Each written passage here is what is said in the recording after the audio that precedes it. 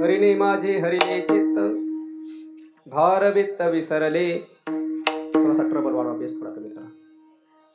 आता कैसे जाऊ घरा नभे बरा हा लौकिक. पारखी असे सांगता गोष्टी घरचे कुठे खातील.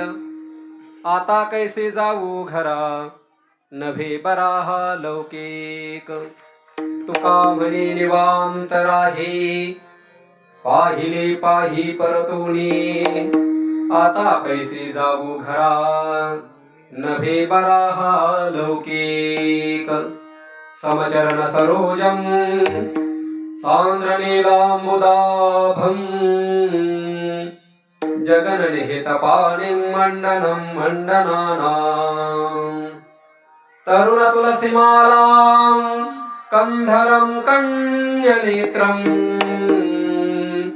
सदय धवलहासं विठ्ठलं चिंतयामि. पांडुरंगा करू प्रथम नमन. पांडुरंगा करू प्रथम नमन. पांडुरंगा करू प्रथम नमन. पांडुरंगा करू प्रथम नमन. दुसरी चरणा संतादिया. दुसरी चरणा संतादिया. दुसरी चरणा संतादिया. संजगुरुवादाने कथेता. संजगुरुवादाने कथेता विसार.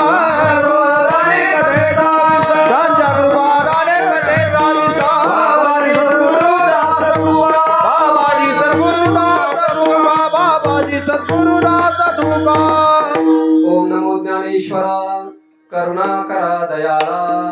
तुमचा अनुग्रह लाधलो पावन झालो चराचरे. मी कला कुसरे काहीच नेने बोलतो वचने अति भाविका. एका जनार्दने तुमचा दास त्याची आस पुरवावी. विठाला विठाला हरिले माझे हरिले चित्त भार वित्त विसरले. आता कैसे जाऊ घरा नभे बरा हा लौकिक. कैवल्य सम्राट चक्रवर्ती विष्णुमौली ज्ञानोबा यांच्या कृपा आशीर्वादाने प्राप्त प्रसंगी प्राप्त स्थळी कीर्तन रूपी सेवेकरता निवडलेली गवळण वारकरी संप्रदायातील महान थोर साधू संत पंचम वेद निर्माते वैराग्याचा मूर्तिमंत अवतार असणारे देहनिवासी जगद्गुरु तुकोबारायांच्या अभंग गाथेतील ही 4 चरणाची गवळण आहे. आणि या गवळणीच्या माध्यमातून जगद्गुरु तुकोबाराय एका गवळणीला मार्गदर्शन करत आहेत. विठाला विठाला विठाला विठाला विठाला विठाला विठाला. सालावत प्रमाणे याही वर्षी श्री क्षेत्र निवडुंगवाडी या गावामध्ये चालू असणारा हा अखंड हरिनाम सप्ताह आणि या सप्ताहातील आजची ही काल्याची कीर्तन वाक्पुष्प सेवा परमात्म्याच्या चरणावरती समर्पित करण्याकरता मी या ठिकाणी उपस्थित आहे. ज्या पद्धतीने नाद ब्रह्माचा अवतरण करण्याकरता मी या ठिकाणी उपस्थित आहे, शब्द ब्रह्माचा अवतरण करण्याकरता मी या ठिकाणी उपस्थित आहे, त्याच पद्धतीने मला या ठिकाणी साथीला प्राप्त झालेले वारकरी संप्रदायातील सर्वच दिग्गज वारकरी मंडळी या ठिकाणी उपस्थित आहे. सर्वांच्या चरणावरती अतिशय विनम्र भावाने अभिवादन करतो. समोर बसलेले श्रोते मायबाप, महिला मंडळी, वारकरी मंडळी, श्रोत्रेगण मंडळ, प्रभू तुम्ही महिषांची या मूर्ती असं ज्ञानोबांनी वर्णन केलेलं आहे. असं तुमच्या अंतःकरणामध्ये व्यापक असणाऱ्या परमात्म्याच्या चरणावरती अतिशय विनम्रपूर्वक अभिवादन करून गुरुवारी डॉक्टर बाबाच्या कृपेने या अभंगावरती चिंतन करण्याला प्रारंभ करतो. विठाला विठाला विठाला विठाला विठाला विठाला. या गवळणीच्या माध्यमातून जगद्गुरु तुकोबाराय एका गवळणीला मार्गदर्शन करत आहेत. अभंगाची भूमिका लक्षात आली की अभंगामध्ये प्रवेश करणं सोपं जात असतं.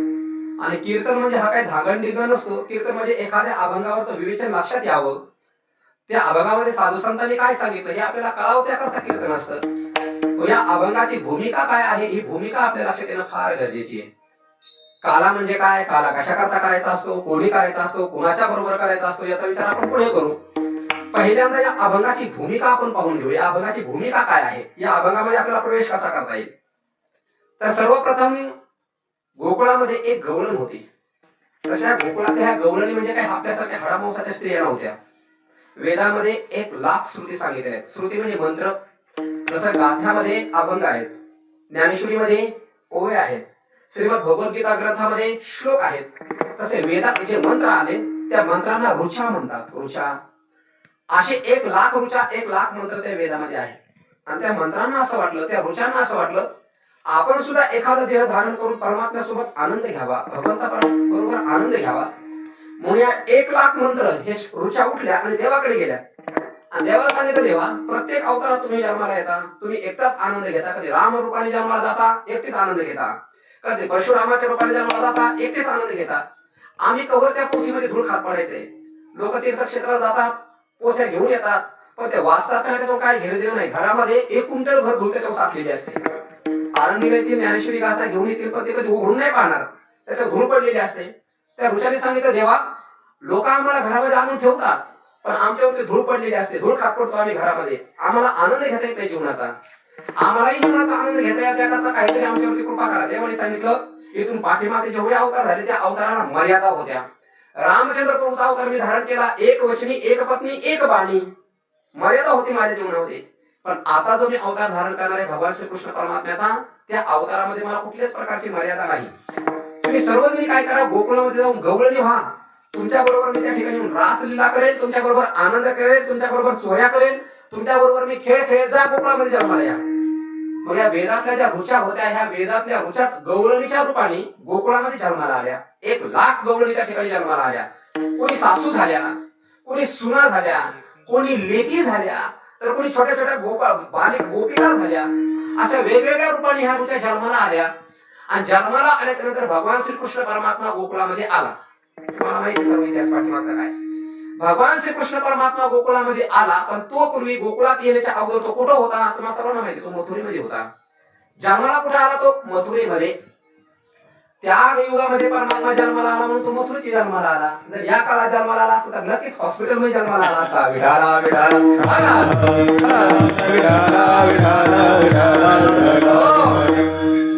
द्वापार युगामध्ये परमात्मा जन्माला आला आणि तोही कुठे जन्माला आला, मथुरेमध्ये. तुम्हाला सर्वांना माहिती आहे, कंसाची एकुलती 1 बहीण होती, तिच्यावरती त्याचं फार प्रेम. आणि कंसाने आपल्या एकुलत्या 1 बहिणीचं लग्न करण्याचा ठराव केला. आणि ठरवत असताना त्याने विचार केला, बहिणीचं तर लग्न करायचं, पण कुणासोबत लावून द्यायचं, योग्यवर पाहायला पाहिजे की नाही. त्याला असं वाटतं, चला एखादा कीर्तनकार पाहू, प्रवचनकार, गायक, वादक पाहू. असे पाहतो का आपण? नाही. जेव्हा आपण आपल्या मुलीचं लग्न ठरवत असतो ना, त्यावेळेला किती पैशावाला हे पाहतो, नंतर त्याने भोपटलं तरी चालतं.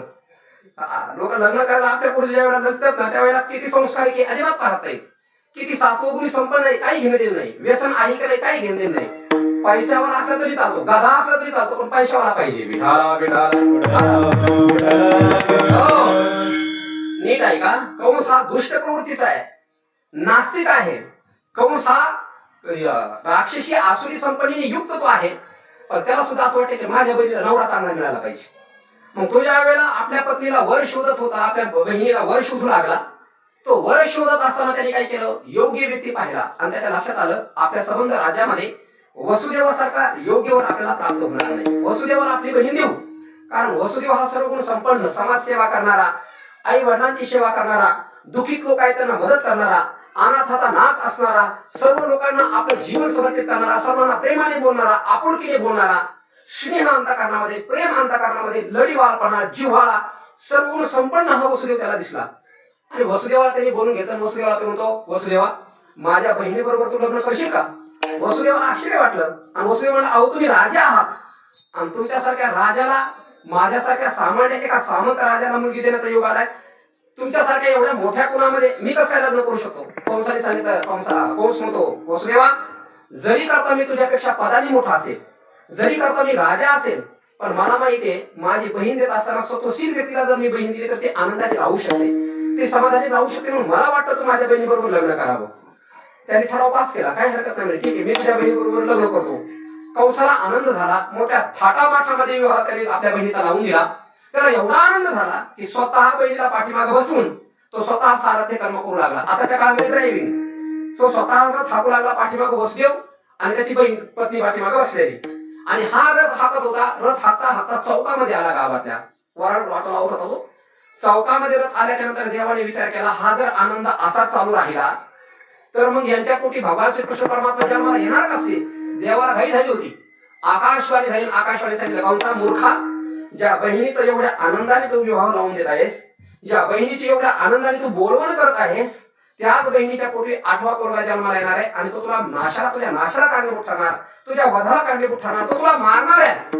आणि त्याला एवढा राग आला, ज्या बहिणीवरती मी एवढं प्रेम केलं, जिला मी तर हाताच्या फोडावानी सांभाळलं, एवढं थाटामध्ये माझी जिचं लग्न केलं, चांगल्या मुलाबरोबर जिचं मी लग्न लावून दिलं, तिच्या पोटी माझा शत्रू मला मारणारा जन्माला येणार. राग आला आणि त्याने तलवार काढली आणि मारायला धावला. धावल्याबरोबर नामदेव महाराजांनी वर्णन केलं, मारणार आता तिच्या धडापासून तिचं मस्तक वेगळं करणार. तेव्हा नामदेव महाराज वर्णन करतात, हात धोतरेला वसुदेवे वसुदेवे हात तो धरेला, वसुदेवे हात तो धरेला. खळग घेऊनी आम्हाला धावला, हात तो धरिला वसुदेवे, हात तो धरिला वसुदेवे.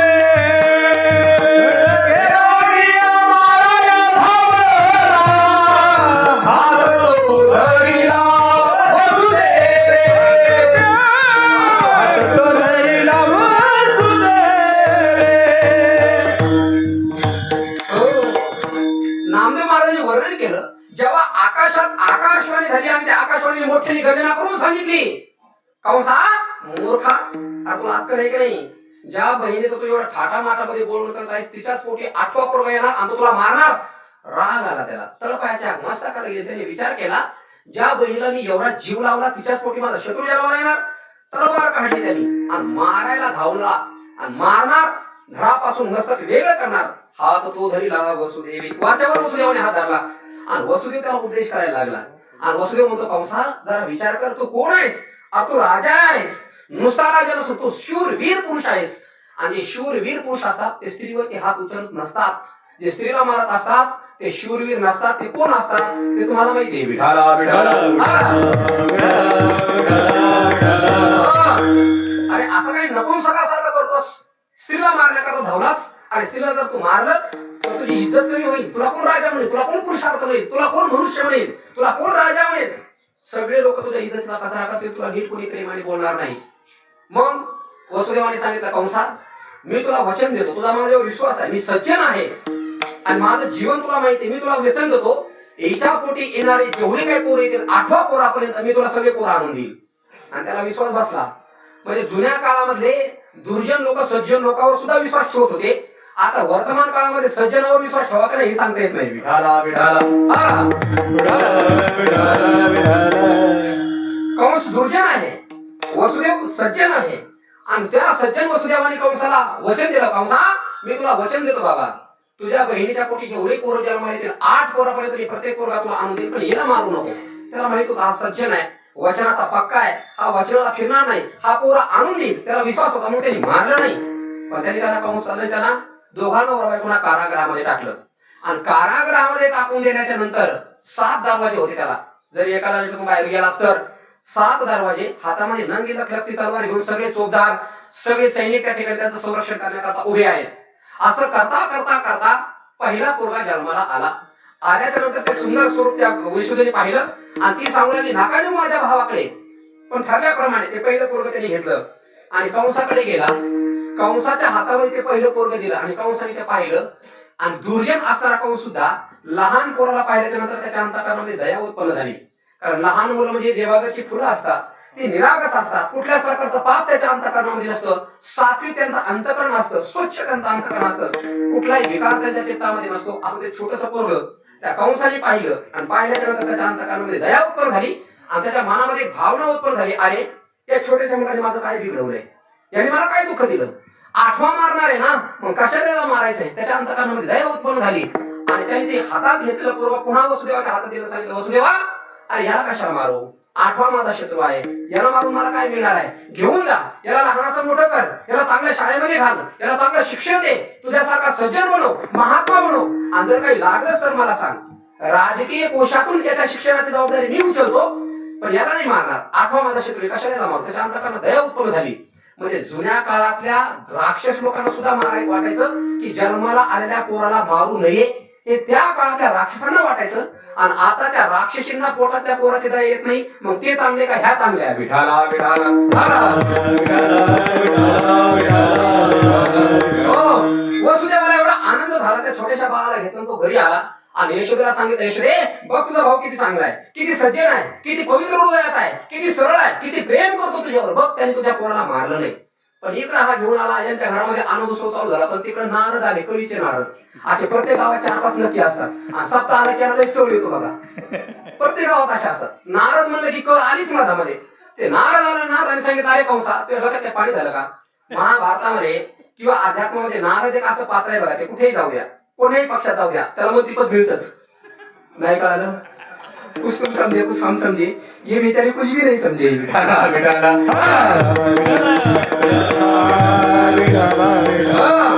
नारद एक असे व्यक्तिमत्व आहे, नीट ऐकून ठेवा. ते जर कंसाच्या घरी गेला तर कंसाचे पाय धुतो, तो कृष्णाकडे गेला कृष्ण त्याचे पाय धुतो. नारद रावणाकडे गेला, रावणही त्याचे पाय धुतो. आणि नारद रामाकडे गेला तर रामही त्याचे पाय धुतो. म्हणजे नारद एक असं व्यक्तिमत्व आहे, ते कुणाकडे जाऊ द्या, सगळी लोक त्याचं पूजन करतात, सगळे त्याच्यात हात घालतात, सगळे त्याला दक्षिणा देतात, सगळे त्याच्या पाया पडतात. आता ह्या कंसाने त्या पोराला घरी पाठवून दिलं आणि कंस म्हणला याला कशाला मारायचं, जा घेऊन. तेवढ्यात नारद तिला आला आणि नारद आल्याच्यानंतर त्या कंसाला एवढा आनंद झाला, उजळले भाग्याता अवघे चिंता वारली संत दर्शनी. आणि कंस म्हणाला, वा नारद महर्षी, तुमच्यासारख्या संतांचं मला दर्शन झालं, याच्यासारखं भाग्य कोणतं नाही. कारण संतांची संगती प्राप्त झालं काय होतं माहितीये का? सत्संगत्वे निसंगत्वम, निसंगत्वे निर्मोहत्वम, निर्मोहत्वे निश्चलितत्वम, निश्चलितत्वे जीवनमुक्ती. अध्यात्माचा विषय मला जास्त वेदांत तुम्हाला सांगायचं नाही, कारण 2-4 दिवस तुम्ही वेदांत ऐकून ऐकून तुमचे डोके पागल झाले असतील.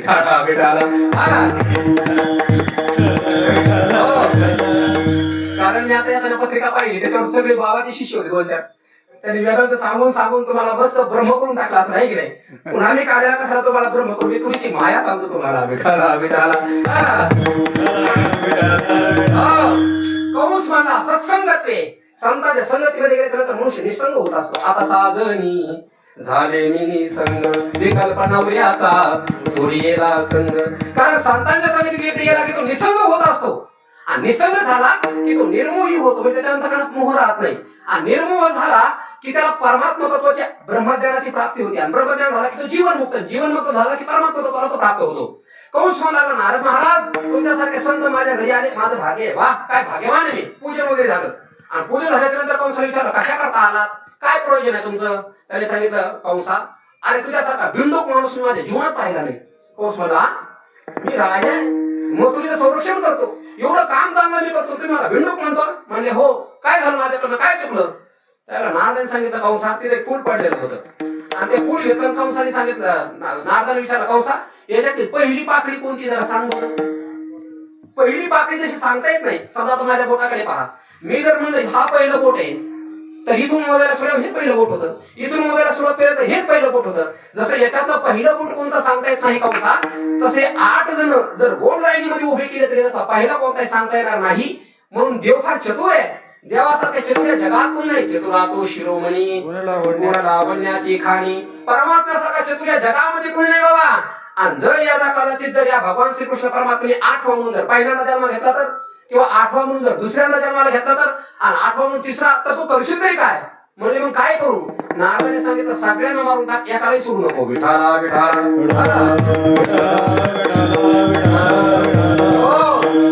कंसाने सांगितलं, वा असे श्री गुरु जीवनामध्ये भेटे पाहिजे. श्री गुरु सारिखा असा. ते म्हणला, वा वा वा वा, असे श्री गुरु जीवनामध्ये प्राप्त झाले त्यानंतर काय कमी आहे? राग आला त्याला, तलवार हातामध्ये घेतली पळतच गेला.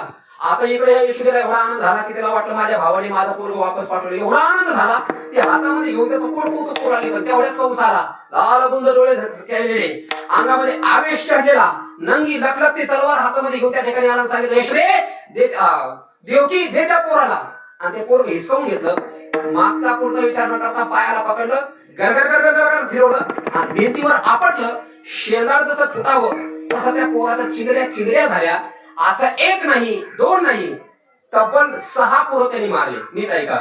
आणि 7वा जो गर्भ होता ना, तो योग मायेच्या सामर्थ्याने भगवंतानी देवकीच्या उदरातून तो काढला आणि तिकडे रोहिणीच्या गर्भामध्ये घातला. आणि 8व्यांदा ज्या वेळेला यशोदा देवकी गरोदर राहिली, 8व्यांदा गरोदर राहिल्याच्या नंतर तिचं तेज एक विलक्षण दिसू लागलं. आणि 8व्यांदा गर्भवती झाल्याच्या नंतर तिला भीती वाटत नव्हती, कारण आतापर्यंत ती रडायची आणि ती म्हणायची वाचवा, माझ्या पोराला वाचवा. पण आता ती तसं म्हणत होती. आता ती म्हणायची तलवार घेऊन या, मी कंसाला मारेल. मी बाण घेऊन या, मी कंसाला मारेल. गदा घेऊन या, मी कंसाला मारेल. वसुदेवाला आश्चर्य वाटलं, अरे काय आहे, आतापर्यंत तर ही घाबरायची, माझ्या पोराला वाचवा म्हणायची, पण 8व्यांदा हिला भीती का वाटत नाही. आणि ज्या वेळेला 9 महिने 9 दिवस पूर्ण झाले, पावसाळ्याचे दिवस होते, श्रावण महिना आहे, अष्टमी तिथी आहे, रात्री 12 वाजता बरोबर भगवान श्रीकृष्ण परमात्म्याचं त्या मथुरेमध्ये कारागृहामध्ये प्रगटीकरण झालं. गोपाल कृष्ण भगवान की जय. भगवान परमात्मा जन्माला आला, पण जन्माला येत असताना कसा जन्माला आला माहितीये का? 8.5 वर्षाचा. अयोनी संभव नवे प्रगटला हा, अयोनी संभव नवे काही श्रमी, नामयाचा स्वामी प्रगटला. नामदेव महाराजांनी वर्णन केलंय, जसा आपण आईच्या योनीतून बाहेर येतो, तसा भगवान श्रीकृष्ण परमात्मा आईच्या योनीतून बाहेर नाही आले. जन्माला येताना 8.5 वर्षाचे. त्या यशोदेने पाहिलं, यशोदा देवकीने पाहिलं, देवकी म्हणली कृष्णा आपल्याला काय डोक्यात भाग आहे का? जन्माला येत असताना कुठं 8.5 वर्षाचं जन्माला येतात, अर्धा लहान होय, तुला कोण माझं पोरगं म्हणेल? भगवान श्रीकृष्ण परमात्मा म्हणजे आई तुला कळतं मी लहान होऊन जन्माला यायला पाहिजे, पण मी जर लहान होऊन जन्माला आलो असतो, दूध पिता बाळ होऊन जर जन्माला आलो असतो, तर मला नंदाच्या घराला घेऊन जाईल. तुम्हाला कोण सांगितलं असतं?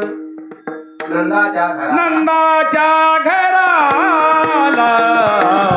नंदाच्या घराला, मजले गोकुळाला, मजले गोकुळाला. नंदाच्या घराला, नंदाच्या घराला, मजले गोकुळाला.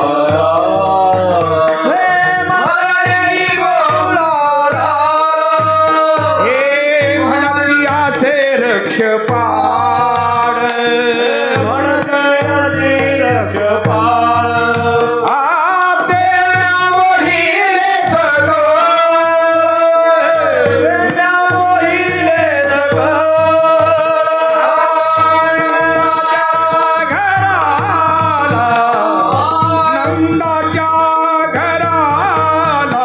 मजले गोकुळाला,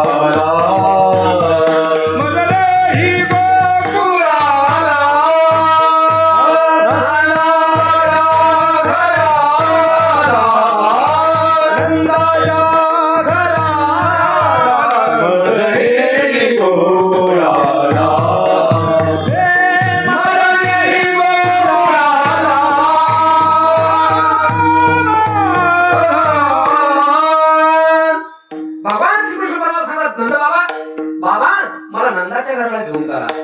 आणि वसुदेवाने प्रश्न विचारला, अरे बा तुला नंदाच्या घराला मी घेऊन गेलो असतो, पण जरा बघ माझ्या गळ्यामध्ये काही फुलाचे हार नाही, माझ्या गळ्यामध्ये लोखंडी साखळदंड आहे. बरं मी घरामध्ये नाहीये, 7 दरवाजाच्या आत बंदिस्त असणारे मी कैदीमध्ये आहे. बरं याच्यातून बाहेर गेलो असतो तर हातामध्ये नंगी लागला ते तलवार घेऊन माझं संरक्षण करण्याकरता बाहेर रक्षपाळ आहेत. देवाने सांगितलं मनशी रकाशी रक्षपाळ तेम्या मोहिले सकळ.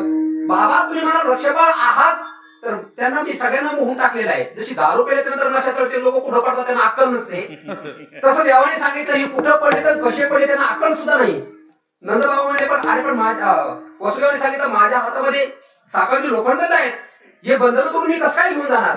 देवाने सांगितलं मला हात तर लावून पहा. उचलीला कमळा पादी, पैसे बंधने गळाची, पैसे बंधने गळावी. उचलीला कमळा पादी, पैसे बंधने गळावी, पैसे बंधने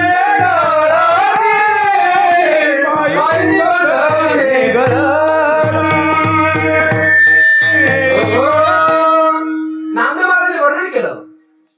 भगवान कृष्ण जेव्हा म्हणजे मला नंदबाबाच्या घरी घेऊन जा, तेव्हा वसुदेवाने सांगितलं अरे तुला नेलं असतं, पण माझ्या हातामध्ये बंधन आहे, मला लोकांनी साखळदंडाने बांधलेलं, मी कसा घेऊन जाऊ? त्यावेळेला देवाने सांगितलं मला हात लावून पहा. अरे परमार्थाला प्रारंभ करून पहा, तुमच्या जीवनात सगळे संकट नष्ट नाही झाले तर मग बोला.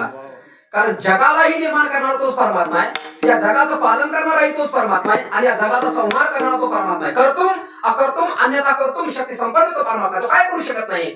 त्यावेळेला भगवान श्रीकृष्ण परमात्म्याने सांगितलं मला स्पर्श करून पहा, तुमचं सगळं दुःख नष्ट नाही केलं तर मग म्हणा.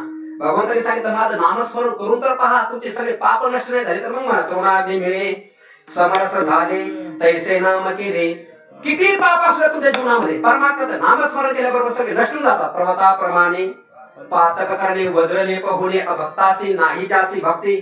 भगवान श्रीकृष्ण परमात्म्याने सांगितलं बाबा तुम्ही या वृक्षमालाची चिंता करू नका, तुमच्या हातामध्ये असलेल्या लोखंडा साखळदंडाचीही तुम्ही चिंता करू नका, फक्त मला डोक्यावर उचलून तर घ्या. परमात्म्याला भगवान श्रीकृष्ण परमात्म्याला टोपलीमध्ये ठेवली, टोपली डोक्यावर घेतल्याबरोबर चमत्कार घडला. सगळी बंधनं गळून पडली, सगळी जी काही वृक्षपाल होती सगळी झोप लागली. आणि भगवान श्रीकृष्ण परमात्म्याला घेऊन जेव्हा भगवान श्रीकृष्ण परमात्म्याला उचलून जेव्हा हे नंद बाबाच्या घरी निघाले आणि जात असताना दरवाजापर्यंत पोहोचले, त्या गेट पर्यंत पोहोचले, लोखंडाचे मोठमोठे सळ्या लावले ते दरवाजे होते, ते काही सामान्य दरवाजे होते का? तिथपर्यंत पोहोचल्याबरोबर चमत्कार घडला. आता बघा एखाद्या मोठ्या कंपनीत जर आपण गेलो किंवा मोठ्या बंगल्यात गेल्याच्या तिथपर्यंत गेल्याबरोबर आपोआप दरवाजे उघडतात, ऑटोमॅटिक, त्याला काही करावं लागत नाही. तसा भगवान श्रीकृष्ण परमात्म्याला घेऊन ज्या वेळेला वसुदेवजी त्या दरवाजापर्यंत गेले आपोआप सगळे दरवाजे उघडायला लागले. ताट ताट ताट 7 दरवाजे उघडले. बाहेर येऊन पाहतात तर पाऊस चालू आहे. आता भगवंताला घेऊन जायचं कसं? पाऊस चालू आहे, छत्री नाही काही नाही. पण भगवान परमात्म्याला घेऊन वसुदेव महाराज पावसामध्ये निघले तर शेषनागाने भगवंताला पाऊस लागू नये म्हणून शेषनागाने पुढे धरली आणि निघाले. चालत चालत चालत चालत चालत यमुनेपर्यंत आले. आणि यमुनेने ज्या वेळेला देवाला पाहिलं, यमुनेला एवढा आनंद झाला, एवढा जसं या माऊल्या हसता येते नाही, यमुना देवाला पाहिल्याच्या नंतर अगदी तशीच हसली. विठाला विठाला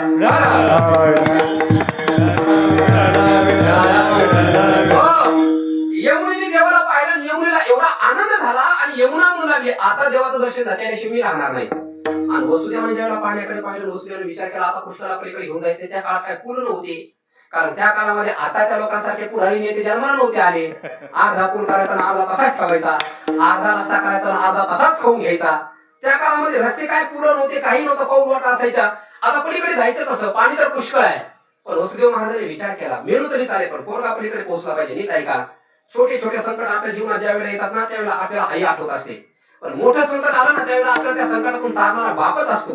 मी आता येत असताना एका गाडीवरून नाव वाचलं, म्हणजे विरोध म्हणून नाही खरंच सांगतोय, त्या रांजणगावच्या पुढे निघालो आणि गाडीवर त्यांनी पाठीमागं लिहिलं होतं कोणताही नवस न करणारा, कोणताही नवस न करता पावणारा देव म्हणजे बाप.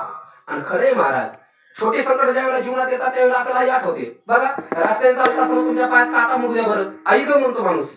पण रस्त्याने चालत असताना अचानक भयानक मोठा साप आला, त्याच्यावर पाय पडणार आणि मित्रांनी पाठीमाग ओढलं आणि आपण त्याला विचारतो काय झालं, ते म्हणतो समोर बघ काय, आणि तो भयानक साप दिसतो. त्याला आपण म्हणतो बाप रे. म्हणजे छोटं संकट आलं की आई आणि मोठं संकट आलं की बाप असतो. तसं भगवान श्रीकृष्ण परमात्म्याला जन्म दिल्याच्या नंतर माझ्या पोराला वाचवा म्हणून रडणारी ही यशोदा नक्की आहे, परंतु आपल्या पोराला वाचवण्याकरता पाण्यामध्ये विचार न करता त्या यमुनेच्या पाण्यामध्ये त्या पुरामध्ये प्रवेश करणारा बाप होता हे कधी विसरू नका. विठाला विठाला. आईचं दुःख आपल्याला दिसतं पण बापाचं दुःख आपल्याला कधी दिसत नसतं. आई ही नदीप्रमाणे अश्रुवाहातील मोकळी होते, पण बाप त्या नदीला वाहणाऱ्या अश्रूला, त्या नदीला अश्रूपी नदीला वाहण्याकरता बुलंद अशा प्रकारची साईट होऊन, बुलंद अशा प्रकारचा पहाड होऊन त्या दुःखाला आवरण्याकरता बाप जीवनामध्ये असतो. म्हणून भगवान श्रीकृष्ण परमात्म्याला विचारलं आणि ज्या वेळेला यमुनेच्या तीरावरती गेले वसुदेवाने मनामध्ये विचार केल्यानंतर की मेरू तरी चालेल पण कृष्णाला पलीकडे पोहोचवणार. आणि बघता बघता पाण्यात प्रवेश केला आणि यमुनेने मनामध्ये विचार केला काही जरी झालं तर भगवान श्रीकृष्ण परमात्म्याच्या चरणाला स्पर्श करणारच. यमुना वाढत आहे, बघता बघता पाणी गुडघ्याला लागलं, बघता बघता कमरेला लागलं, नाभीला लागलं, छातीला लागलं, गळ्याला लागलं. भगवान श्रीकृष्ण परमात्म्याने विचार केला आणि यमुनेला सांगितलं यमुने माझ्या बापाला पुढे जाण्याकरता रस्ता दे, थोडा मोठा झालो की मी तुझ्या तीरावरती येऊन ठेवतो. यमुनी म्हणले देवा दर्शन द्या त्याच्याशिवाय मी रस्ता देणार नाही, दर्शन दिल्याशिवाय मी जाऊच देणार नाही. आणि यमुना वाढायला लागली, बघता बघता नाका तोंडात पाणी जायला लागलं. भगवान श्रीकृष्ण परमात्म्याने विचार केला जास्त बापाची परीक्षा पाहून काही उपयोग नाही, जास्तच परीक्षा पाहायला गेलं तर त्या माकणीसारखं होईल. म्हणून देवाने मागचा पुढचा विचार न करता आपला डावा पाय गावून काढला आणि यमुनेला डाव्या पायाचा अंगठा लावला.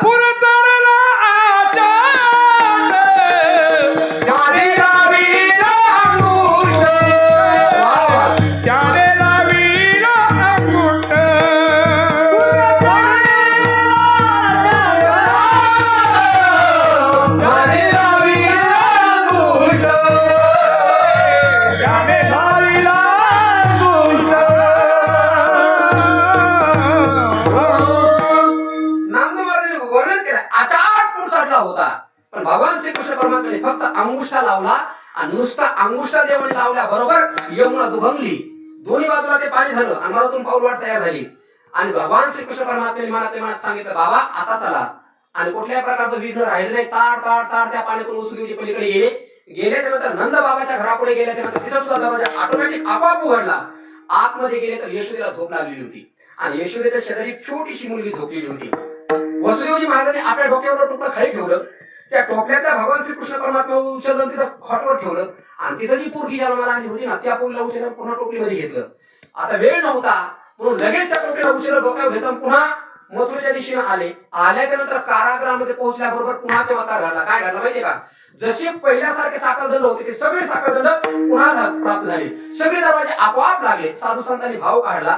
कृष्णाला डोक्यावरती घेतलं, बंधन गळाली आणि पोरीला डोक्यावरती घेतलं, बंधन प्राप्त झाली. त्याचा अर्थ असा आहे, जो परमार्थाला लागतो त्याचे बंधन नष्ट होतात आणि जो संसाराला लागतो त्याच्या जीवनामध्ये बंधन प्राप्त होतात. विठाला विठाला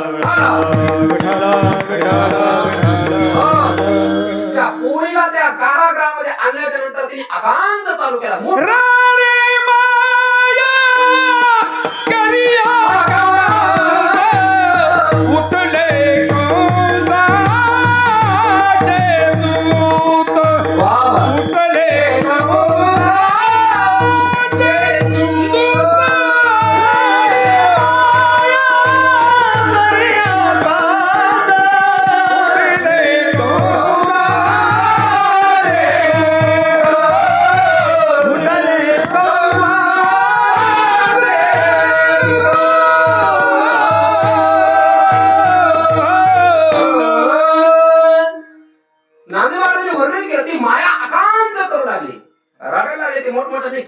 लागली आणि तिचा तो आवाज ऐकल्याच्या नंतर ज्या रक्षपालांना झोप लागली होती ना ते जागे झाले आणि जागा झाल्याच्या नंतर त्यांनी पाहिलं आणि त्याच्या लक्षात आलं, अरे 8वा जन्माला आला. त्यांना काय माहित होतं 8वा का 8वी. पळतच गेली रक्षपाल आणि पळत जाऊन सकाळ सकाळची वेळ होती. हा कोण झोपलेलाच होता. पळतच गेले आणि सांगितलं, महाराज. कंसाने सांगितलं, काय एवढं सकाळ सकाळी का आले? त्यांनी सांगितलं, महाराज. त्याला काही बोलता सुद्धा येईना. त्यांनी सांगितलं, झालं काय तिला सांग. त्यांनी सांगितलं, महाराज 8वा जन्माला आला. 8वा. आणि 8वा म्हणल्याच्या नंतर हा कंस बरोबर झोपला होता, तसाच पळायला लागला. हातामध्ये तलवार घेतली पळायला लागला मारण्याकरता. आला महाराज पळत पळत त्या कारागृहामध्ये आला आणि आल्याच्या नंतर त्याने त्या पोराला पाहिलं आणि हातामध्ये हिसकून घेतलं आणि त्याच्या लक्षात आला, हे तर 8वा नाही, तर 8वी आहे. त्याने सांगितलं, 8वा असो नाही तर 8वी असो, सोडायचं नाही. पायाला पकडलं, गरगर गरगर गरगर फिरवलं, भिंतीवरती आपटणार चमत्कार घडला. त्या पोरीचा पाय हातातून सटकला आणि ती आकाशात गेली आणि आकाशात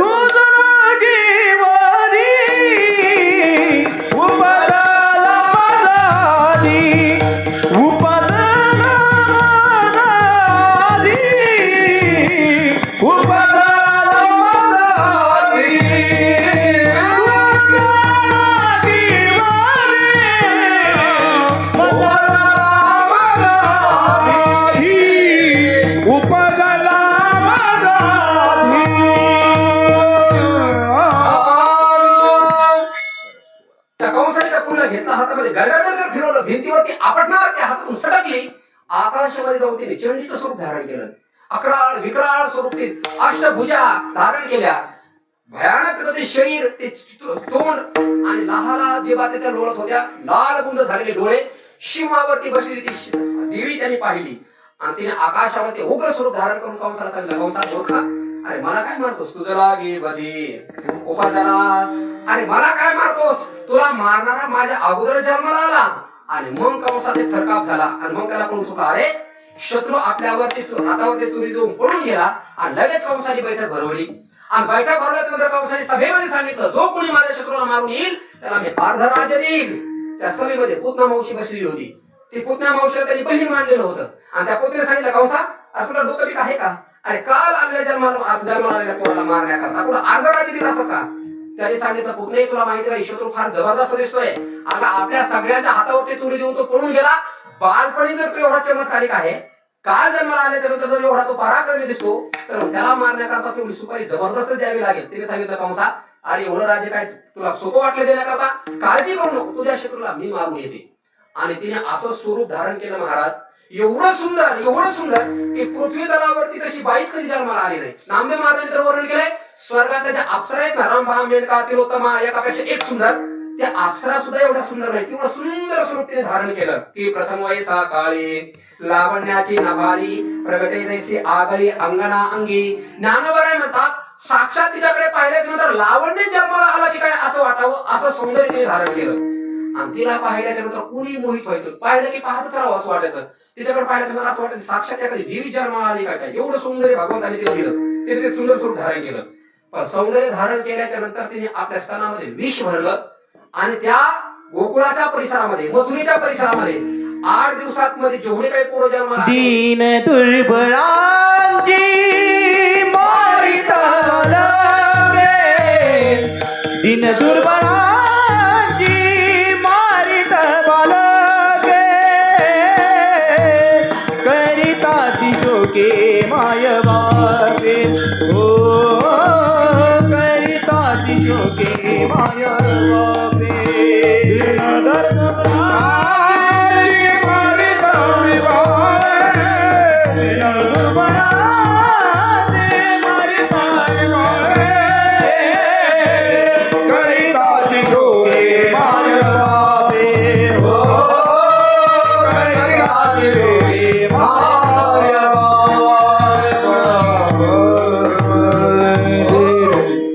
नामदेव महाराजांनी वर्णन केलं, सुंदर स्वरूप धारण केलं. आपल्या स्तनामध्ये तिने काळकुट नावाचं विष भरलं आणि त्या विषाला भरून त्या मथुरेच्या परिसरामध्ये 8 दिवसामध्ये जेवढे लहान लहान लेकरं जन्माला आले होते त्या घरात जायचं, त्या घरातल्या लोकांची नजर चुकवायची, त्या पोराला बालकाला उचलायचं, आपल्या स्तनाला लावायचं, त्याला विष पाजायचं आणि त्याला मारून टाकायचं. असं करता करता करता नामदेव महाराजांनी वर्णन केले. आली नंदाच्या अंगणा स्वरूप सुंदरा देवांगणा. नामदेव महाराज म्हणतात असं करता करता करता त्या परिसरातल्या छोट्या छोट्या मुलांना मारत मारत, त्या अर्भकांना मारत मारत मारत ती नंद बाबाच्या दरवाजापुढे आली आणि नंद बाबाच्या दरवाजापाशी येऊन तिने दरवाजा वाजवला. दरवाजा वाजवल्याबरोबर ती कडी वाजवली. यशोदेला वाटलं कोण आलं म्हणून तिने दरवाजा उघडला आणि दरवाजा उघडल्याच्या नंतर तिने समोर पाहिलं एवढी सुंदर बाई तिने आयुष्यात कधी पाहिलीच नव्हती. एवढं सौंदर्य तिने कधी पाहिलं नव्हतं. तिला असं वाटलं एवढी सुंदर स्त्री आपल्या घरापुढे आली, नेमकी स्वर्गातून आली का सत्यलोकातून आली, ब्रह्मलोकातून आली का पितरलोकातून आली, नेमकी आली तरी कोण. म्हणून यशोदेने विचारलं कोण तुम्ही, कशा करता इथं आला, कोण पाहिजे तुम्हाला. आणि तेव्हा ती पुतना बोलाली यशोदे तुम्हाला ओळखलं नाही. त्यावेळेला यशोदे म्हणजे नाही ओळखलं. आणि मग ती स्त्री सांगू लागली, ती म्हणाली अगं तुम्हाला ओळखलं नाही, तू ओळखलीच कशी, तुझी माझी कधी भेट झाली नाही. पण यशोदा म्हणजे तुम्ही आहात कोणी तेवढं ते सांगा. त्यावेळेला त्या पुत्रीने सांगितलं यशोदे मी तुझी सख्खी बहीण आहे, मी तुझी मोठी बहीण आहे सख्खी. यशोदा म्हणली मला तर कोणी बहीण नाही बाबा. ती म्हणली अगं तुला नाही माहिती, जुन्या काळामध्ये म्हणतात लोकर लग्न व्हायचे. म्हणजे एका पुस्तकात वाचलं 2 महिला गरोदर असले की त्याच्या पोटाला कुंकू लावायचे म्हणून. जर इकडं पोरगा झाला तर इकडे, पोरगी झाली तर इकडे द्यायची, इकडे पोरगी झाली तर इकडे द्यायची, असं जुन्या काळात करायचं म्हणतात. खरं काय खोटं काय मी इतिहासात वाचलंय. तसं तिने सांगितलं अगं जुन्या काळामध्ये लोकर लग्न व्हायचे म्हणे, तू जन्माला यायच्या अगोदरच माझं लग्न झालं आणि लग्न झाल्यानंतर मी सासरला गेले, कामाची जबाबदारी एवढी, नवऱ्याची जबाबदारी, सासू सासऱ्याची जबाबदारी, धीराची जबाबदारी, नणंदची, या सगळ्या जबाबदाऱ्या पार पाडता पाडता मला कधी माहेराला यायला जमलं नाही, मला तुला कधी भेटायला यायला जमलं नाही. पण मला कळालं तू माझी बहीण आहेस आणि तुला पोरगा झालाय, तुला लाला झालाय आणि त्या पोराला पाहण्याकरता मी आले, कुठे पोरगा दाखव. यशोदेला संशय आला बरं का. यशोदा म्हणली जर ही माझी बहीण आहे तर काहीतरी गुण माझ्यासारखे असायला पाहिजे, माझ्या बापासारखी असायला पाहिजे, नाहीतर माझ्या वडिलासारखी कुणासारखी चुली सकाळी तर मग ती माझी बहीण आहे. त्याला संशय आला आणि संशय आल्याच्या नंतर तिने सांगितलं अहो तुम्ही म्हणता तुम्ही माझी बहीण आहात, पण भगवान श्रीकृष्ण परमात्म्याला तुम्ही भेटायला आलात, लहान माझ्या लालाला भेटला, माझ्या कानाला भेटायला आलात, पण का झाला मी नेमकीच आंघोळ घातली आणि आंघोळ करून तो झोपी गेलाय. हे आईचे शब्द ऐकल्याच्या नंतर भगवान श्रीकृष्ण परमात्म्याला काय आई वेळी आहे, भवानीचं गिऱ्हाईक आलं नाही, पाठीमागे पाठवायला लागली. जशी हे लोक कीर्तनाला झोपा काढायला आले तशी मी काय झोपा काढायला आलो इथं. भगवान परमात्म्याला मी काय झोपायला आलो काय या ठिकाणी. भगवान परमात्म्याने मी झोपलो नाही हे दाखवण्याकरता रडायला सुरुवात केली, मोठमोठ्याने आकांत करायला सुरुवात केली. आणि रडण लागल्याच्या नंतर ती पुतना म्हणते काय यशोदे खोटं बोलतेस, मी एवढ्या लांबून प्रवास करत आहे तुझ्या लालाला भेटण्याकरता, तू खोटं बोलते मध्ये प्रश्न झोपला बघ. तो रडायला लागला, धागा आहे, पळतच गेली आतमध्ये. आणि आतमध्ये गेल्याच्या नंतर त्या भगवान श्रीकृष्ण परमात्म्याला उचललं. आता यशोदेला इच्छा नव्हती दाखवण्याचं, पण तिला वाटलं चला पाहुणे आले. आपल्या इकडे एक नियम आहे, आपल्या घरी जर एखादा पाहुणा आला आणि आपण त्याचं स्वागत केलं नाही तर तो सगळं आपण कुणी घेऊन जात असतो. अपमानिल्या अतिथी ने सुकृताची संपत्ती सायक्रियाची गती सूत्र ज्ञानेश्वरीमध्ये वर्णन केलेलं आहे. आणि मग यशोदा तिला पाय धुण्याकरता पाणी आणायला गेली. तेवढ्यामध्ये त्या भगवान श्रीकृष्ण परमात्म्याला उचललं, मागं पुढे पाहिलं कोणी नाही जवळ, घेतलं परमात्म्याला स्तनाला लावलं. लावल्याबरोबर परमात्म्याने तिथं स्तनपान करायला सुरुवात केली. जेवढं काही विष होतं ते सगळं विष परमात्म्याने शोषण केलं, सगळं विष पिऊन टाकलं. आणि परमात्म्याने विष पित असताना डोळे झाकले. डोळे का झाकले माहितीये का? देवाने वाईट वाटलं देवाला. देवाला वाटलं अरे राम अवतारामध्ये जन्माला आलो तर पहिल्यांदा बाईलाच मारावं लागलं, कृष्ण अवतारामध्ये जन्माला आलो तरी बाईलाच मारावं लागलं. याचं तात्पर्य असं आहे, ज्याने बाईचा त्याग केला त्याला देवाची प्राप्ती होते. विठाला विठाला देवा वाईट वाटलं, देवाने डोळे झाकले. साधू संतांनी भाव काढला, म्हणजे देवाने डोळे का झाकले? देवाला वाईट वाटलं. राम अवतारामध्ये त्राटिका नावाची स्त्रीच मारावं लागली आणि कृष्ण अवतारामध्ये पूतना नावाची स्त्री मारावं लागली. वाईट वाटलं देवाला. ते म्हणजे एवढ्यावरती नाही, म्हणजे का डोळे झाकले देवाने? म्हणजे देवाचा एक डोळा म्हणजे सूर्य आहे आणि देवाचा एक डोळा म्हणजे चंद्र आहे. आणि या चंद्र आणि सूर्यरूपी डोळ्यातून जर या पुतलीच्या अंतःकरणामध्ये जर प्रेम उत्पन्न झालं, देवाविषयीच्या अंतःकरणामध्ये जर सद्भावना उत्पन्न झाली, तर मग ही देवाला मारणार नाही. म्हणून देवाने आपल्या अंतःकरणाचं प्रेम नेत्राच्या माध्यमातून तिच्या डोळ्यापर्यंत जाऊ नये म्हणून परमात्म्याने डोळे झाकले. असे विविध भाव काढले, काही का असना. पण भगवान परमात्म्याने डोळे झाकल्याचा एक भाव फार सुंदर काढलाय बरं का. एका साधूने सांगितलं देवाने डोळे का झाकले? म्हणजे डोळे झाकण्याचं देवाने पाहिलं की इतकी पाठीमागच्या जन्मात कोणतं पुण्य केले बा. कारण आता भगवान श्रीकृष्ण परमात्म्याचं स्तनपान करणार आणि स्तनपान व्यक्ती कोणाचं करतो? आईचं ना. मग आईचं स्तनपान करत म्हणजे ही माझी आता आई होणार आणि मी असं कोणतं भाग्य केलं की माझ्या आईपदाला प्राप्त होणार आहे. म्हणून देवाने डोळे झाकून पाहिले आणि देवाच्या लक्षात आलं, अरे ही तर बळीची ही रत्नमाला नावाची पोरगी आहे.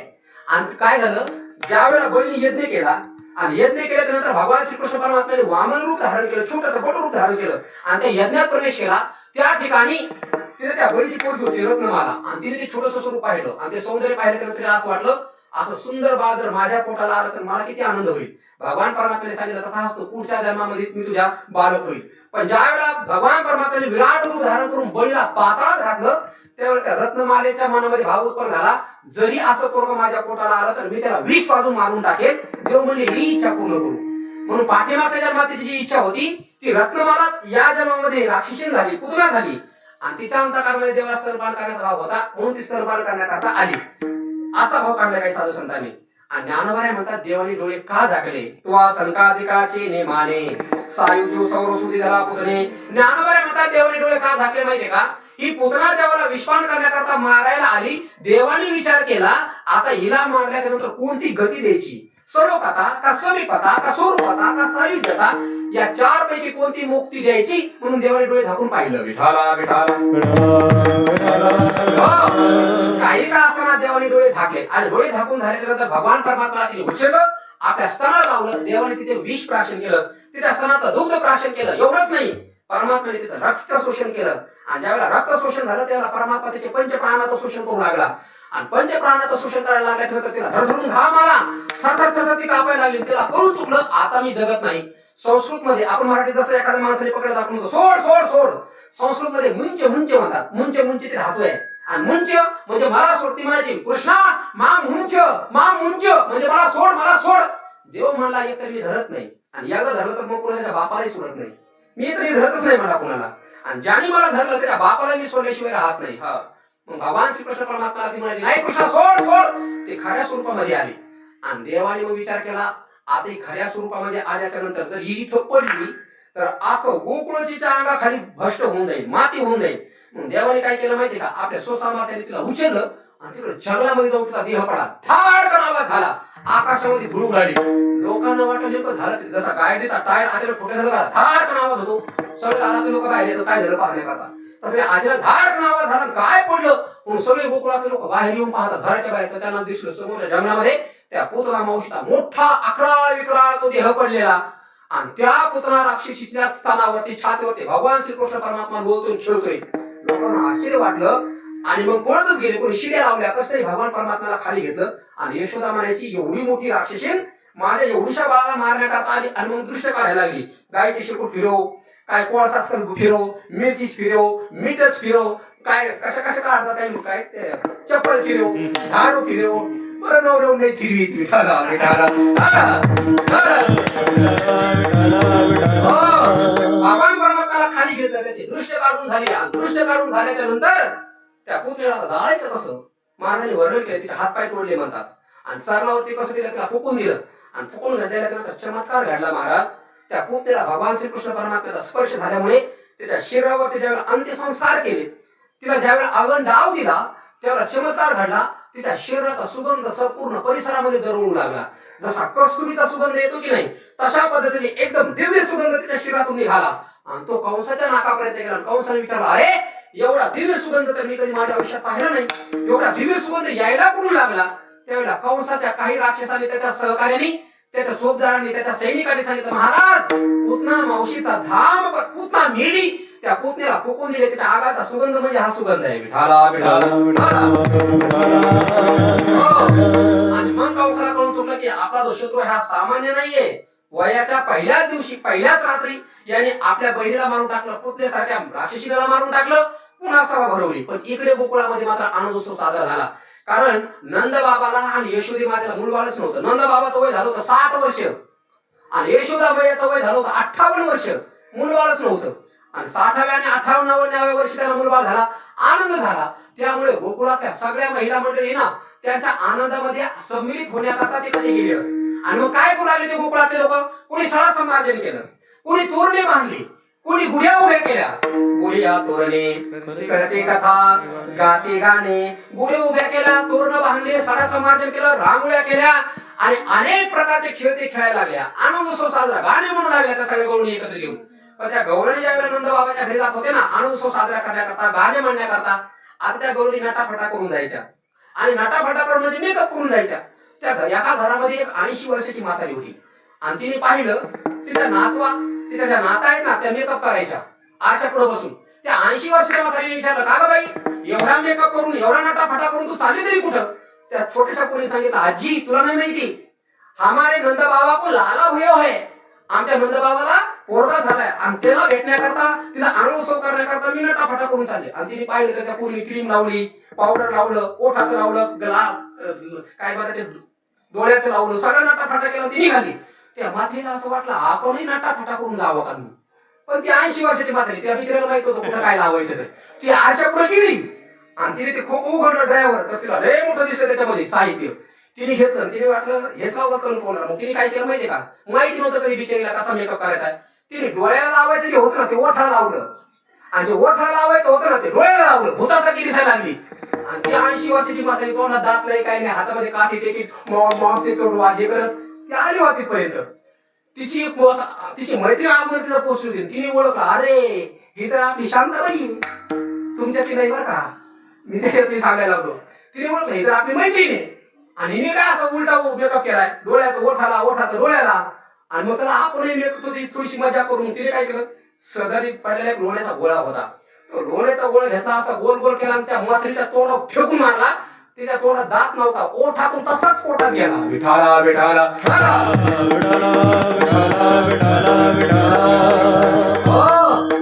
अनेक दिवस भगवान श्रीकृष्ण परमात्माचा तिला आनंदोत्सव चालू झाला.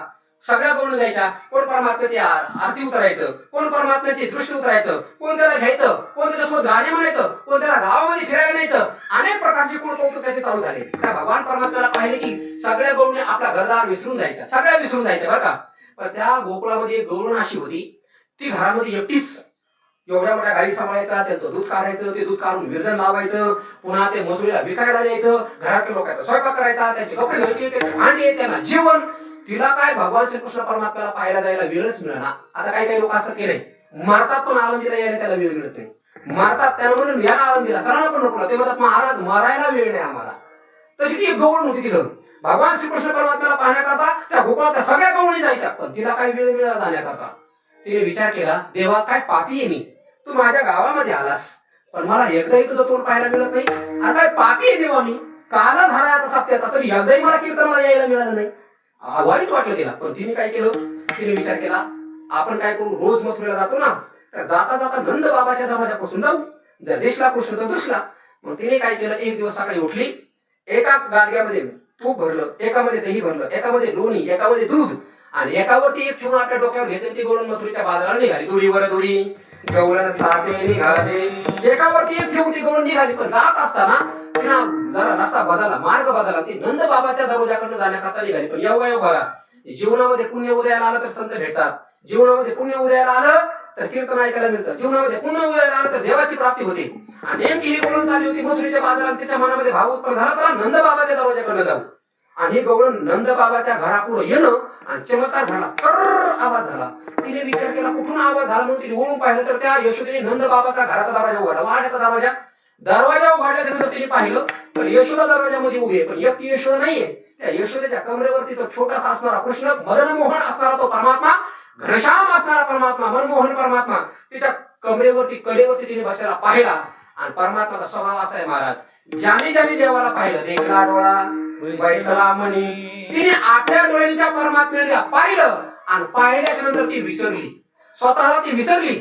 परमात्म्याला पाहिलं तशीच चालत चालत ती मथुरेच्या बाजाराला गेली आणि तिथे गेल्याच्या नंतर आता देवाला पाहिलं होतं, देवाने तिच्या चित्ताचा हरण केल्यामुळे आता त्या मथुरेच्या बाजारात गेला, ती म्हणायला पाहिजे ना दही घ्या, दूध घ्या, तूप घ्या, पण तिथे गेला ती तसं म्हणून नाही गेली. गोविंद घ्या कोणी दामोदर घ्या गे, गोविंद घ्या कोणी दामोदर घ्या गे, गोविंद घ्या कोणी दामोदर घ्या गे, गोविंद घ्या कोणी दामोदर घ्या गे. तव तव हसती मथुरे जागे, तव तव हसती मथुरे जागे, गोविंद घ्या कोणी दामोदर घ्या गे, गोविंद घ्या कोणी दामोदर घ्या गे, दामोदर. त्या परमात्म्याचं सौंदर्य पाहिलं ती विसरली. मग त्या परमात्म्याला पाहिल्यानंतर तिने बाजारात जाऊन म्हणायला पाहिजे होतं दही घ्या, तूप घ्या, लोणी घ्या, पण तिथे गेल्याच्या नंतर ती म्हणायची लाला घ्या, कृष्ण घ्या, दामोदर घ्या, कान्हा घ्या. आणि तिचं ते बोलणं ऐकल्याच्या नंतर त्या खेड्यातली बिचारी, पण त्या शहराच्या मथुरामध्ये शहर होतं, त्या शहरातल्या गवळणी तिला हसायला लागल्या, कारण परमात्म्याला पाहिल्यामुळे तिचं चित्त तिच्या ताब्यात राहिलं नव्हतं. आणि खरं सांगू का, ज्याच्यावरती आपलं प्रेम असतं त्या व्यक्तीला पाहिल्याच्या नंतर माणसाचं चित्त त्याच्या ताब्यामध्ये राहत नाही. विठाला विठाला आणि देवाचा स्वभाव असा आहे, ज्यांनी ज्यांनी देवाला पाहिलं ते स्वतःला विसरले. मग ते जगद्गुरु तुकोबारे असू द्या, ज्ञानोबारे असू द्या, एकनाथ महाराज असू द्या, तर कोणी असू द्या, ज्यांनी ज्यांनी देवाला पाहिलं ते स्वतःला विसरलेच. जगद्गुरु तुकोबारे पंढरपूरला गेले, त्यांनी देवाला पाहिलं आणि त्यांना लक्षात आलं या जगामध्ये देवासारखा सुंदर कोणीच नाही. अहो साधे बघा, काही काही लोकांना देवाने एवढं सौंदर्य दिलेलं असतं, असं वाटतं यांना त्याच्याकडे पाहतच राहू, एवढे सुंदर काही काही लोक दिसतात. पण तुम्ही याचा कधी विचार केलाय का, या सौंदर्याला बनवणारा परमात्मा तो किती सुंदर असेल. कधी कधी निसर्गाचं सौंदर्य पहा तुम्ही, श्रावण महिन्यामध्ये ज्या वेळेला सगळी हिरवळ जिकडे तिकडे पसरते त्यावेळेला हे दरी डोंगर किती सुंदर दिसतात. आणि ते सौंदर्य पाहिल्याच्या नंतर मग मनामध्ये भावना उत्पन्न होते, या सुंदर जगताला बनवणारा, या सुंदर दृश्यांना बनवणारा, या सौंदर्याला बनवणारा परमात्मा तो किती सुंदर असेल. सावळा सुंदर जैसा कर्दळीचा गाभा, चरणीचे नामुरे वाकी कर्दळी नभा, चरणीचे नामुरे वाकी कर्दळी नभा. किती सुंदर आहे तो परमात्मा, तुझी निधडी कोटी चंद्रप्रकाशे. नामदेव महाराजांनी वर्णन केलं त्या परमात्म्याच्या चेहऱ्यावरती एवढी चमक आहे. म्हणजे तुम्ही पौर्णिमेचा चंद्र पाहिलाय का, आता दीपावलीला येत असतो बघा, दीपावलीला शरद पौर्णिमा म्हणतात ना, कोजागिरी पौर्णिमा म्हणतो आपण त्याला. त्या कोजागिरी पौर्णिमेच्या चंद्राचं तेज पहा किती जबरदस्त असतं. नामदेव महाराज म्हणतात एक चंद्राचं तेज नाही, कोटी कोटी चंद्राचं तेज एकत्रित केल्याच्या नंतर त्या परमात्म्याचं तेज त्याच्याही पेक्षा अगणित आहे. एवढं सुंदर तो परमात्मा सुंदर दिसत होता. आणि त्या परमात्म्याला पाहिल्याच्या नंतर ती गवळण भुरली. अरे गवळण भुरलीचं काय नवले, जगद्गुरु तुकोबारे भुरले हो, सुंदर ते ध्यान उभे विटेवरी. जगद्गुरु तुकोबारे म्हणतात या जगामध्ये माझ्या भगवान परमात्म्यासारखा विठ्ठलासारखा सुंदर या जगात होईल का.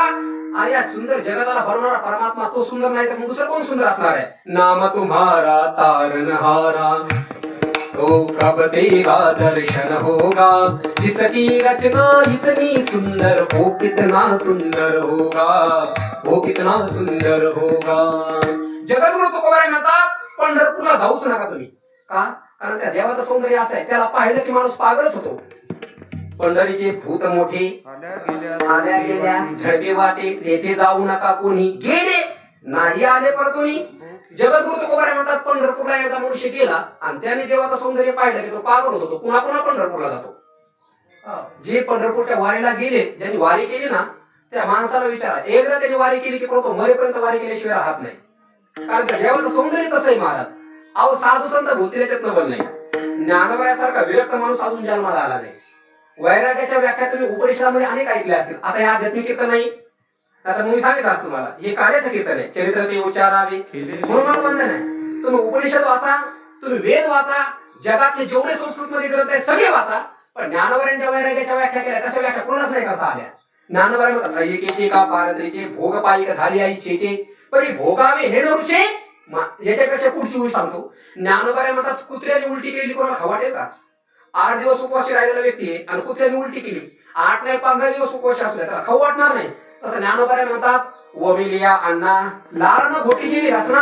कुत्र्याने केली उलटी ज्याला खाऊ वाटत नाही, त्याप्रमाणे इहलोकातलं सौंदर्य असू द्या नाहीतर परलोकातलं सौंदर्य असू द्या, ज्याच्या चित्ताला आकर्षित करत नाही, समजून घ्यायचं त्याला वैराग्य प्राप्त झालंय. विठाला कशा करता सांगतोय का? ज्ञानोबारायचं वैराग्य पहा किती आहे. 16व्या वर्षी ज्ञानेश्वरी लिहिली आणि 22व्या वर्षी समाधी घेऊन टाकली. ज्या 22व्या वर्षी आपल्या इकडे लोक लग्न करतात त्या 22व्या वर्षी ज्ञानोबाराय समाधी घेतात. म्हणजे त्यांचं वैराग्य किती जबरदस्त असेल तुम्ही याचा विचार करून पहा. आणि एवढं वैराग्य संपन्न असणारे ज्ञानोबाराय ते ज्यावेळेला पंढरपूरला गेले आणि त्यांनी देवाला पाहिलं ना, देवाला पाहिल्याच्या नंतर ज्ञानोबाराय आपल्या मैत्रिणी बरोबर बोलायला लागले. आता जाणकार जर लोक इथे बसलेले असतील तर ते म्हणतील तुम्ही आता सांगितलं ज्ञानोबाराय विरक्त होते आणि पुन्हा म्हणता की ज्ञानोबारायने देवाचं सौंदर्य पाहिल्याच्या नंतर ते आपल्या मैत्रिणी बरोबर बोलायला लागले. म्हणजे ज्ञानोबारायला मैत्रीण होती का? होती, पण जशी आपण हाडामांसाची मैत्रीण करतो तशी त्यांची मैत्रीण नव्हती. नीट वाक्य आहे का? ज्याने हाडामांसाच्या स्त्री बरोबर मैत्री केली त्याला नरकात जावं लागतं आणि ज्याने बुद्धी बरोबर मैत्री केली त्याला तिन्ही लोकात डांका पिटतो. विठाला विठाला.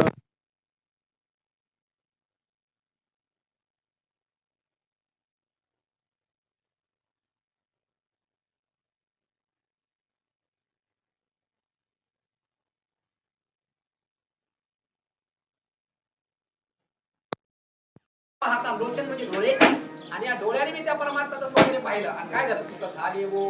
म्हणजे ज्ञानोबाराय परमात्म्याचं सौंदर्य पाहतात, आपल्या बुद्धीची मैत्रिणी बरोबर बोलतात, एवढा तो परमात्मा सुंदर आहे.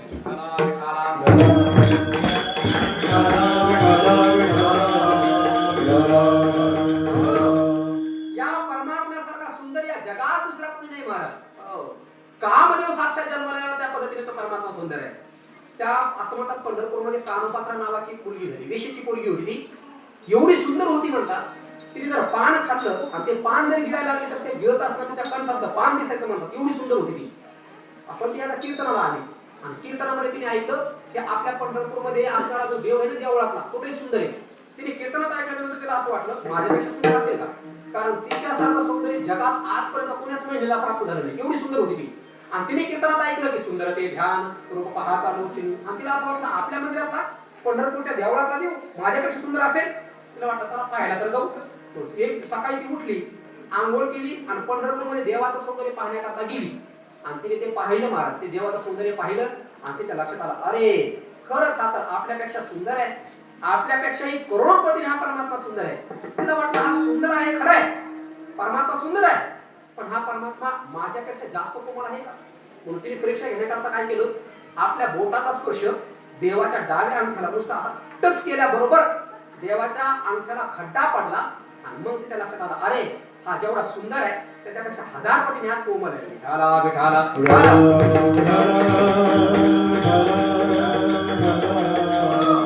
म्हणून देवाचं सौंदर्य पाहिल्यानंतर ज्ञानोबाराय बोलले महाराज, ज्ञानोबाराय सांगा विरक्त महात्मा. ज्ञानोबाराय आळंदीमध्ये सिद्धपेठात बसलेले, जर कधी गेले तर आता सिद्धपेठाचं सौंदर्य राहिलं नाही. 10 वर्षापूर्वी सिद्धपेठात जर गेलं तर सूर्याची किरण अंगावरती पडत होती, एवढी घनदाट झाली होती 10 वर्षापूर्वी. आता सगळं तोडून टाकले विकासाच्या नावाखाली, काय राहिलं नाही. ज्ञानोबाराय सिद्धपेठामध्ये बसलेले आहे, सकाळ सकाळची वेळ आहे, सूर्य भगवंताचा उदय होत आहे आणि कोवळे कोवळे किरण अंगावरती पडत आहेत आणि सकाळी सकाळी ज्ञानोबाराय ज्या पिंपळाच्या झाडाखाली बसलीत ना त्या झाडाच्या एका फांदीवरती येऊन एक कावळा ज्ञानोबारायकडे पाहून काव काव काव करायला लागला. मावले हो, सकाळी सकाळी जर तुमच्या घरावर येऊन कावळा काव काव करायला लागला तर तुम्ही काय म्हणता? आपल्या पोराला सांगता बाळू आज तुला मामा येणार आहे, म्हणजे कावळा हा शिव शकून मानला जातो. ज्ञानोबारायच्या समोर ज्यावेळेला हा कावळा सकाळी सकाळी काव काव करायला लागला ना, ज्ञानोबाराय त्या कावळ्याबरोबर बोलायला लागले. पहिलं तो घे काऊ करता हे, पहिलं तो घे काऊ करता हे, पहिलं तो घे काऊ करता हे, पहिलं तो घे काऊ करता हे, गुण के माये सागता हे, सगुण के माये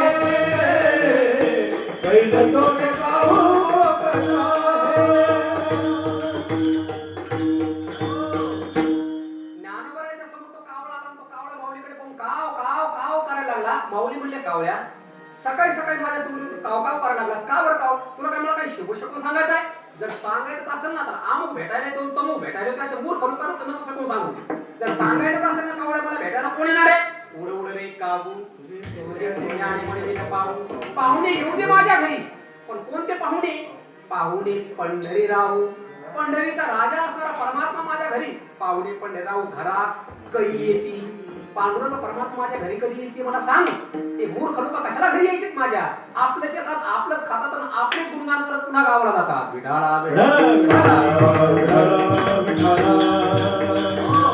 म्हणजे ज्ञानोबरासारखा ज्ञानी महात्मा ज्ञानोबरासारखा विरक्त महात्मा परमात्म्याच्या प्रेमामध्ये पागल होतात आणि परमात्म्याच्या प्रेमाकरता तो परमात्म्याला भेटायला कधी येईल याकरता ज्ञानोबरा कावळ्याबरोबर बोलतात एवढं ते परमात्म्याचं सौंदर्य आहे का मग ज्या परमात्म्याला पाहिल्यानंतर ज्ञानोबरा म्हणले ज्या परमात्म्याला पाहिल्यानंतर तो गोबराय होता ज्या परमात्म्याला पाहिल्यानंतर गवळणी पाहिल्याच्या नंतर भूतीने केवळ नाही ऐका देवाचं सौंदर्य एका बाईने पाहिलंच नाही फक्त कानाने ऐकलं आणि तिने निश्चय केला लग्न करेल तर कृष्णाबरोबरच करेल पाहिलं नव्हतं कृष्णाला माहित असेल तुम्हाला भीमक राजाची कन्या रुक्मिणी आणि त्या रुक्मिणी भीमक राजाच्या घरी भगवान नारद महर्षी तिथे गेले आणि नारदाला भीमकाने विचारलं महाराज तुम्ही तर तिन्ही लोकात फिरता या जगामध्ये असा एखादा राजा आहे का त्यावेळेला या नारदाने सांगितलं ऐक म्हणे राजा या जगाच्या पाठीवर एक असा राजा आहे त्याने समुद्रामध्ये नदी बांधलेली आहे या जगाच्या पाठीवर एक असा राजा आहे त्याच्यासारखा पराक्रमी कोणी नाही या जगाच्या पाठीवर एक असा राजा आहे षडगुण संपन्न आहे तो ऐका यश श्री औदार्य ज्ञान वैराग्य एवढं वर्णन केलं भगवान श्रीकृष्ण परमात्मा तिथं शेजारी बसली होती रुक्मिणी आणि रुक्मिणी विचारला अरे बापरे असा एक पोरगा या जगावर जन्माला आलाय असा एक राजा या पृथ्वीतलावरती जन्माला आलाय पाहिलं नाही फक्त नारदाच्या मुखातून वर्णन ऐकलं आणि ऐकल्याबरोबर प्रतिज्ञा केली म्हणत लग्न करीत तर कृष्णाबरोबरच करील म्हणजे देवाला पाहून लोक होतील याच्या केवळ नाही भगवान श्रीकृष्ण परमात्म्याचं नुसतं वर्णन ऐकल्याच्या नंतर रुक्मिणीने मनोमन देवाला बोलून टाकलं हे परमात्म्याच्या सौंदर्याची खासियत आहे विठाला विठाला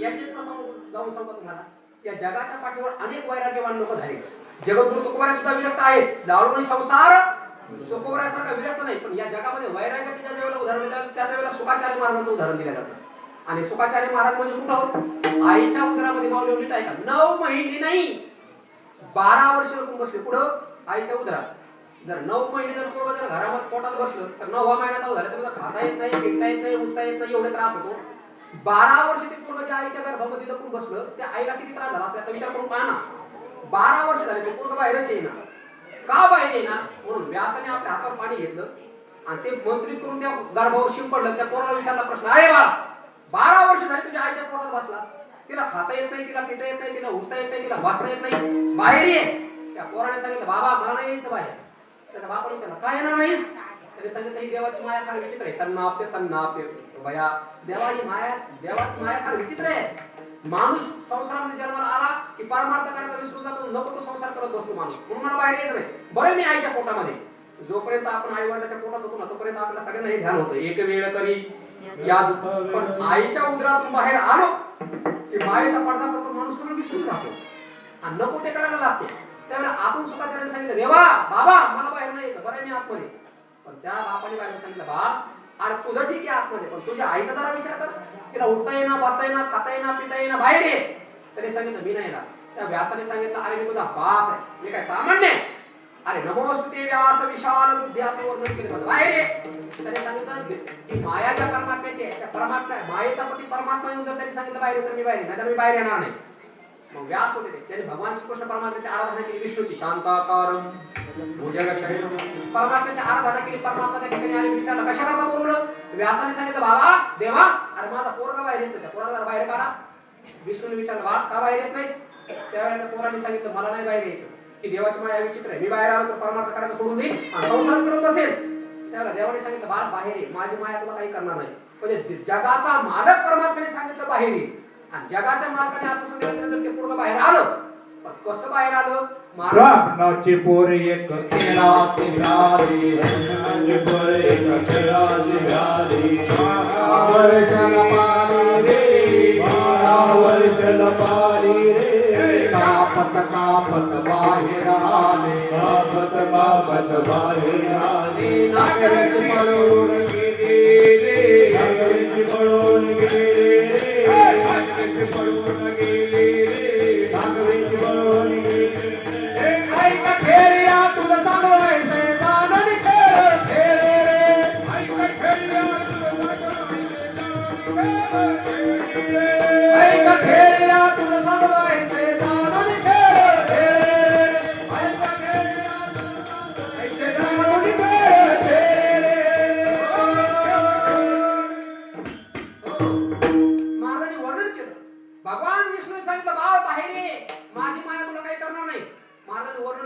सांगितलं ते पोरग बाहेर आलं. कसं आलं माहितीये का? ब्राह्मणाचे पोर एक खेळाचे झाले ते 12 वर्षाला पाले रे. तापत तापत बाहेर आले ते नागवेचे पळून गेले रे. महाराजांनी वर्णन केलं ते पोरग बाहेर आलं. पण कसं? थरथर थरथर कापत बाहेर आलं. आल्यानंतर ते घरी नाही राहिलं. जसं बाहेर आलं तसंच पळून गेलं जंगलामध्ये. आणि कुठे गेल्यानंतर मेरू पर्वतावर जाऊन त्यांनी समाधी लावली. आणि समाधी लावल्यानंतर व्यासाने विचार केला, अरे एवढं मोठं भागवत मी जन्माला घातलंय, एवढा मोठे मी ग्रंथ लिहिले, त्या ग्रंथाचा प्रचार आणि प्रसार करण्याकरता मी पोराला जन्म दिला. ते जर निघून गेलं तर या समाजाचा प्रचार प्रसार कोण करणार? पण व्यासाने काय केलं माहिती आहे? एक मंत्र लिहिला आणि तो मंत्र लिहून आपल्या शिष्यांना सांगितलं, जा जिथं हे सुखाचार्य महाराजांनी समाधी लावून बसलीत ना तिथं जाऊन हा मंत्र म्हणा. एका पानावरती, जुन्या काळात असे कागद नव्हते, पिढी नव्हत्या, पानावरती बोलून लिहायची. व्यासाने त्या पानावरती एक मंत्र लिहिला, बरहा पीडम नटवर वपुः कर्णयोः कर्णिकारं बिभ्रद्वासः कनक कपिशं वैजयन्तीं च मालां रन्ध्रान् वेणुः अदरसूदयः पूरयन् गोपवृन्दैः वृन्दारण्यं स्वपदरमणं प्राविशत् गीतकीर्तिः. असा मंत्र लिहिला आणि आपल्या शिष्यांना सांगितलं, जा बाळांनो, जिथं माझ्या पोराने जाऊन समाधी लावली ना तिथं जाऊन एवढा हा मंत्र म्हणा. त्या पोराने तो मंत्र घेतला, तिथं जाऊन ते मंत्र म्हणायला लागले.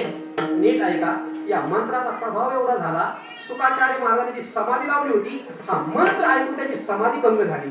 अरे भागवतातले मंत्र ऐकून जर समाधी भंग होऊ शकते तर भागवत ऐकल्यानंतर संसाराचं भंजन का होणार नाही? विठाला विठाला. शुकाचार्य महाराज तो मंत्र ऐकला. त्या मंत्राचा अर्थ असा होता, आणि या जगामध्ये एक कृष्ण नावाचा पोरगा असा आहे, तो दिसायला एवढा सुंदर दिसतो, त्याने आपल्या गळ्यामध्ये वैजयंती नावाची माला घातलेली आहे, त्याने आपल्या हातामध्ये बासरी घेतलेली आहे, आणि तो परमात्मा दीडच्या पावलावरती उभा राहून बासरी वाजवत आहे. देवडा चरणी वाजवितो वेणू गोपिकार म्हणू स्वामी माझा. तो परमात्मा दीडका पाय ठेवून हातामध्ये बासरी घेऊन यमुनेच्या तीरावरती गायीच्या पाठीला पाठ लावून बासरी वाजवत आहे. आणि एवढा तो सुंदर परमात्मा आहे, ती बासरी वाजवत असताना एक गाय परमात्म्याच्या टाचेला चाटत आहे. त्या परमात्म्याच्या बासरीचा परिणाम एवढा भारी होत आहे, आहारे सावळ्या कैसे वाजवली मुरली तुझ्या मुरलीची धुनी, अकल्पित पडता काने विवळ झाले अंतकरणे मी घरधंदा विसरले. परमात्मा एवढी सुंदर बासरी वाजवायचा मायबाप. परमात्मा बासरी वाजवायला लागला ना, गाया चारा खायचा विसरून जायच्या. परमात्मा बासरी वाजवायला लागला ना तर वारा वाहायचा बंद व्हायचा. परमात्मा बासरी वाजवायला लागला, यमुना माता आपला प्रवाह स्थिर करायची. परमात्मा बासरी वाजवायला लागला तर गाय आणि वाघ एकमेकाच्या मनात टाकून ती बासरी ऐकायची. एवढा परमात्मा सुंदर बासरी वाजवायचा. आणि ते वर्णन शुकाचार्य महाराजांनी ऐकलं आणि त्यांची समाधी भंग झाली. आणि समाधी उठून त्या पोरापाशी आले आणि शुकाचार्य महाराज म्हणतात, अरे अजून मंत्र म्हणा ना, अजून मंत्र म्हणा ना. त्यावेळेला त्या पोराने सांगितलं, आमच्या बापाने आम्हाला एकच कीर्तन शिकवले, आम्ही प्रत्येक गावात जाऊन एकच करतो. त्या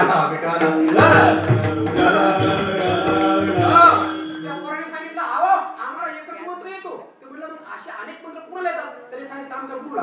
ते मला शिकवतील का? म्हणजे चला. आता ते गुरु म्हणजे कोण होते? त्याचा पापच होते ना. आणि व्यासाने सांगितलं, महाराज, आणि त्यांनी भागवताचं श्रवण केलं. मला सांगायचं काय, भगवान श्रीकृष्ण परमात्म्याचं सौंदर्य पाहून ज्ञानोबा बोलता, भगवंताचं सौंदर्य पाहून तुकोबा बोलता, भगवंताचं सौंदर्य ऐकून रुक्मिणी आईसाहेब बोलते. आणि या जगातला सर्वात विरक्त असणारा महात्मा म्हणजे शुकाचार्य महाराज, ते सुद्धा परमात्म्याचं सौंदर्य ऐकून बोलतात नाही, समाधीतून उत्थान बाहेर येतात. एवढा तो सुंदर परमात्मा आहे. मग या गवळणीने त्या परमात्म्याला पाहिल्याच्या नंतर तिच्या चित्ताचं हरण होणार नाही का? अभंगाचं पहिलं हरी रे माझे हरिले चित्त, हरी रे माझे हरिले चित्त, हरी रे माझे हरिले चित्त, हरी रे माझे हरिले चित्त.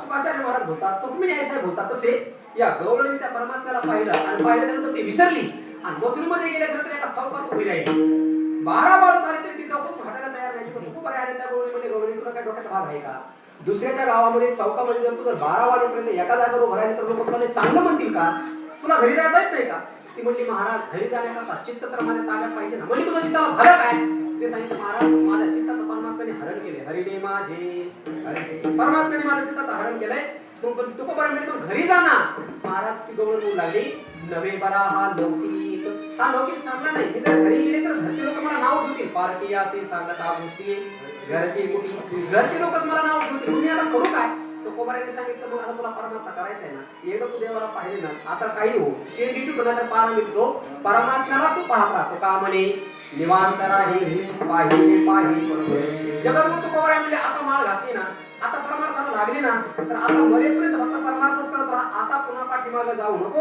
असा उपदेश जगत कोबऱ्याने या गौरवणीच्या माध्यमातून त्या गौरीला केला ग्रोबार कुमार जय गोपाल कुमार जय गोपाल कुमार गोपाल कुमार गोपाल कुमार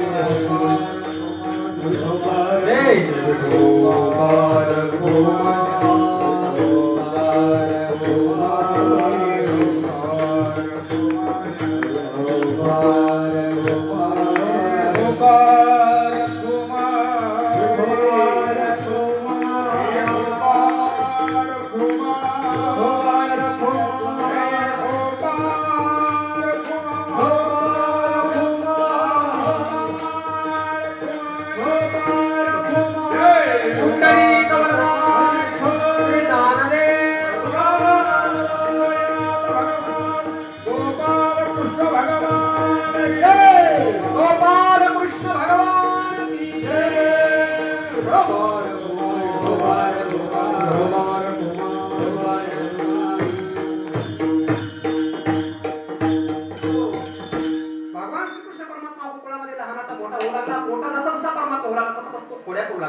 रंगत रंगली चोरित लोढे रंगत रंगली चोरित लोढे धावली धरती गौरवी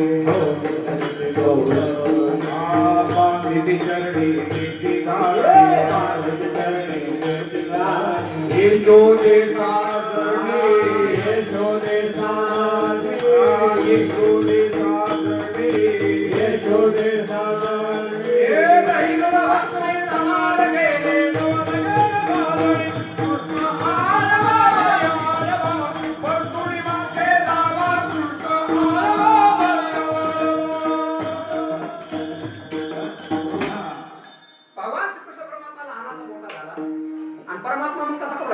रंगत रंगनी चोरित लोणी धावणी धरते गवळणी रे भगवान श्रीकृष्ण परमात्मा रांगू लागला बरं का पण कसा रांगू लागला ते सुद्धा महाराजांनी वर्णन केले तळवेत हात तळहात गीत तळवेत हात गीत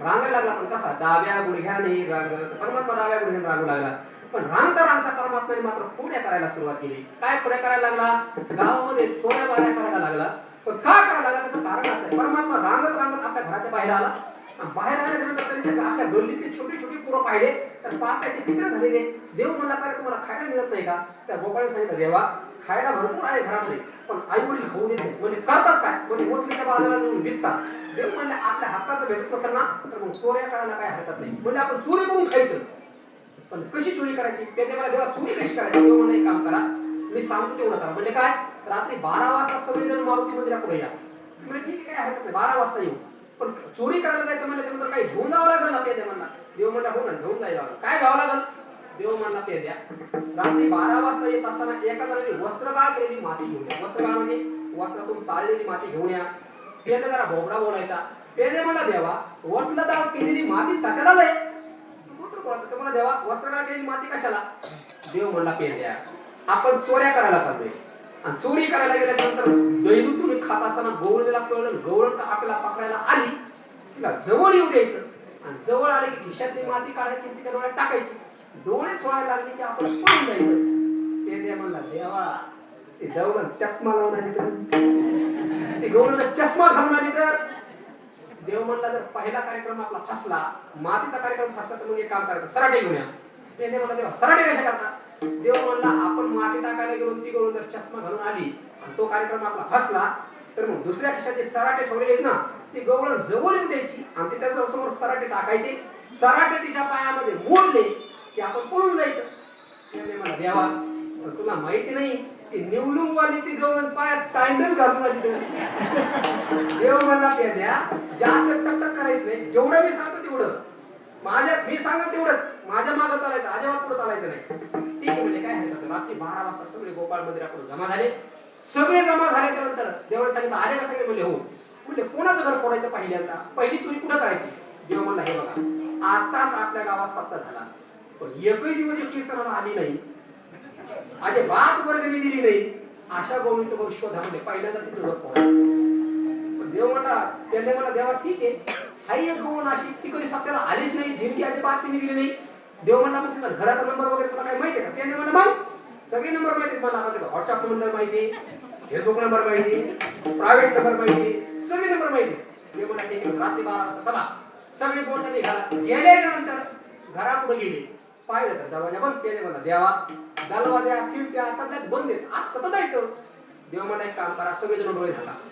त्याने म्हणलं अरे बापले देवाला जादू येते काय. त्याने म्हणला देवा तुला जादू येते. म्हणजे हो डोळे झाका. डोळे सगळे झाकले. डोळे झाकल्याबरोबर देव म्हणला जेव्हा मी 3 महिने तेव्हा डोळे उघडायचे. 1 2 3 उघडा डोळे.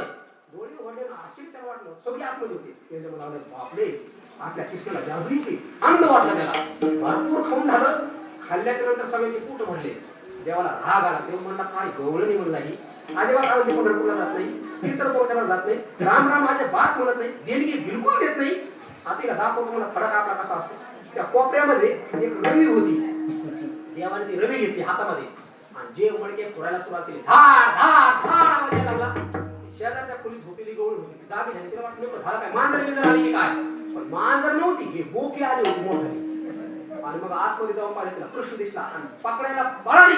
देवाने सांगितलं सगळ्यांनी डोळे झाका. आणि डोळे झाका म्हणल्याच्या नंतर सगळ्यांनी डोळे झाकले बरं का. पण डोळे सगळ्यांनी झाका म्हणल्याच्या नंतर तेव्हा काय झालं. विठाला विठाला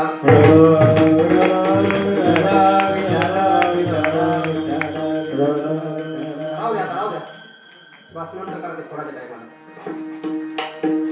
मला तर सोंग आणलं की लोकांचं लक्ष विचलित होतं. विठाला विठाला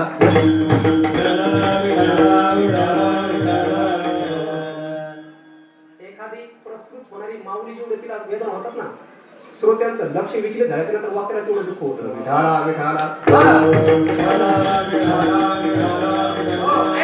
काय सांगू लागलो मी कीर्तन. वा 8 दिवसाचं फळच आहे आपलं. विठाला विठाला भगवान श्रीकृष्ण परमात्म्याने सगळं खाल्लं. राग आला, धाड फोडायला लागला. त्या गोल वाटलं झालं काय, मांजर बिंजर आली की काय. मग तिने वापरून पाहिलं तर ते वांजर होते, मोके होते घरामध्ये. भले 20 पडले मोके. आणि मग तिला कृष्णाला पाहिलं ते कृष्णाला पकडण्याकरता पळाली. देव म्हणला अरे गवळण आली गवळण आली, डोळे झाका पटकन. सगळ्यांनी डोळे झाकले बरं का पळून जाण्याकरता, कारण त्यांना माहित होता डोळे झाकले देव एका विषयाला बाहेर काढणार. त्याने म्हणला डोळे झाका म्हणून तो हात घेऊन येतो. आता डोळे झाका म्हणणार म्हणजे बाहेर येणार आणि तो करतो काय. सगळ्यांनी इमानदारीने डोळे झाकले. पण या बहादराने कशी डोळे झाकले माहिती का अशी. देव म्हणला आपल्याशी गद्दारी आपला पवार करायचा काय म्हणला देव. देव म्हणला अरे अरे आपल्या नादी नाही लागायचं म्हणला देव. हा नाद नाही करायचा देव म्हणला पेंद्या आपला. देवाने काय केलं सगळ्यांना बाहेर काढलं. पेंद्याला काय केलं माहिती का? आशे डोळे झाकले होते पेंद्याने. पेंद्या या पडद्यापासून व कमरेपासून वर पत्र्याच्या वर कमरेपासून वर काढला. आज हा खाली कसातला टाकला पेंद्या. तिला असं वाटलं आता 20-25 जण होते कुठे गेले. इकडे तिकडे पाहायला लागली. तिला असं वाटलं आता होते नेमकं पाताळात गेले का आकाशात गेले. आकाशात गेल्यावर पाहिलं वरती तर त्या पेंद्याचे पाय दिसले आणि त्याच्या लागला हा कृष्ण आहे काय. त्या भगवान परमात्म्याने ज्या रवीने माठ फोडले होते झाड ती रवी तिने घेतली आणि जे पेंद्याला ठोकायला सुरुवात केली खालून पेंद्याच्या नळ्या झाड वाचव. देव म्हणला आपली शिकत तरी नाशिक पुन्हा अकरा आली. देव म्हणला पेंद्या म्हणला देवा एक वेळ तरी या बाहेर काढ. पुन्हा देवा मी तुझ्या नादी लागणार नाही. मग देवाने त्याच्यावरती कृपा केली. पेंद्याला बाहेर काढलं. पेंद्या बाहेर आल्यानंतर पेंद्या म्हणला देवा अशी जिरवायची असते वैरे कुठे एवढा मार द्यायचा असतो का. देव म्हणले पेंद्या आपण सांगत तसंच ऐकायचं पुढं अजिबात चालायचं नाही. नाना प्रकारचे खेळ परमात्मा खेळायला लागला. नाना प्रकारच्या खोड्या करायला लागला परमात्मा. आणि एक दिवस खोड्या करत असताना चोरीला निघाला परमात्मा. आणि जाता जाता त्यांनी एक दृश्य पाहिलं. काय माहिती का? भल्या पोटाचा माथा दारामध्ये निजलेला होता आणि गावात कीर्तन चालू होतं. तिकडं देव मला तिकडं कीर्तन चालू चालू तू इथं झोपलास. देव घरामध्ये गेला. मोठा उसळ असा टाकाचा डेरा घेतला. कसा तरी कण तुटत तिथपर्यंत आला आणि जिथं ते मात्र झोपलं होतं ना बरोबर ते डेरा उचलला त्याच्या पोटावर फोडला. त्या मात्रेने पाहिला. मात्री बोलली हे माथरा आता कमीच मात्र दारी निघला होता म्हातारा घेऊन एक टाकाचा डेरा. महाराज वर्णन केले दारी मात्रा झोपला होता. तो टाकाचा डेरा घेतला त्याच्या पोटावरती फोडला. ते गौरव तक्रार करायला गेली. यशोदे कृष्णाला सांगावे गोकुळी राहावे का. रात बारी निघला होता म्हातारा. ती गोकुळ सांगावी यशोदे अगं रात्री तुझा कान आला तरी टाकाचा डेरा घेतला माझ्या म्हाताऱ्याच्या पोटावर फोडला. मेला असतं मग दिला असतं का भरून तो पुन्हा. आश्चर्य वाटलं. सगळ्या गौरी सांगायला लागल्या. तेवढं मध्ये एक गौर आली आणि ती गौर बोलायला अगं यशोदे तुझ्या कृष्णाने काय केलं माहितीये का. कोणी काय केलं. तुझा कृष्ण रात्री 2 वाजता माझ्या गोठ्यात आला. सगळ्या गाया सोडून दिल्या तिथं गाढ हवा आणली. मला वाटलं का माझ्या गायाचे म्हणून मी दूध काढायला गेले. गाय म्हणून त्या गाढवाच्या काशीमध्ये ज्यावेळेला हात घातला गाढवाने जे लाथ मारली बघ बत्तीशी बाहेर आली. असा तुझा कृष्ण खोड्या करायला लागला. गावात राहावं का ना राहावं. एक गौर म्हणली यशोदे अगं रात्री मी माझ्या पती शेजारी बसले होते आणि तेवढ्यामध्ये हा कृष्ण आला. पतीची दाढी आणि माझी विणी तिचीच गाठ मारून निघून गेला. नाना प्रकारच्या खोड्या परमात्मा करायला लागला. एक गौर आली म्हणली याला माझ्या घरी तरी एवढी तुम्ही गौरी भेट ग म्हणून तुमच्या घरी माझ्या घरी जर आला ना मग दाखील म्हणजे याला कसा जाता असतो आपला. देव म्हणला द्या इथं जरा नंबर लिहून घे रे. आणि परमात्म्याने अशी आदल घडवली फक्त सगळी सांगणार नाही. तिला राग आला आणि ती यशोदेकडे आली. यशोदेला म्हणजे यशोदे आता मला ह्या गोकुळात राहायचंच नाही. मी चालले माझ्या सुनाला माझ्या पोराला घेऊन. गाडी बिडी जुंपली सगळं साहित्य गाडी टाकलं आणि निघाली बैलगाडी. निघाल्याच्या नंतर गाडीमध्ये ते बसले. सगळं जंगलामध्ये गाडी गेली. देव म्हणला अशा आपल्या गोकुळातले जर एक एक एक एक एक एक जर फुटायला लागलं तर आपल्याला मतदान कोण करायचं. देव म्हणला असं चालायचं नाही. मग देवाने जाऊ गेलं त्याला. जंगलात गाडी गेली. आता देव आहे महाराज जो गौरव होती ना देवाने तिला अशी तहान लागली ना. आता योग सांगा त्यांनी त्याचा नरडा कोरडं पडलं आणि तिला वाटलं आता मी जगतच नाही का. तिने आपल्या नवऱ्याला सांगितलं आहो म्हणजे काय तहान लागली पाणी घेऊन पडतात नाही तर मी मरते मी जगत नाही आता. तो म्हणला मी पाण्याला आलो. कृष्ण जरी आला तर कृष्ण येऊ दे तर खरी त्याची नाही चटणी केली तर मग विचारा मला. तिने बाया मागं केल्या होत्या कारण तिला होत्या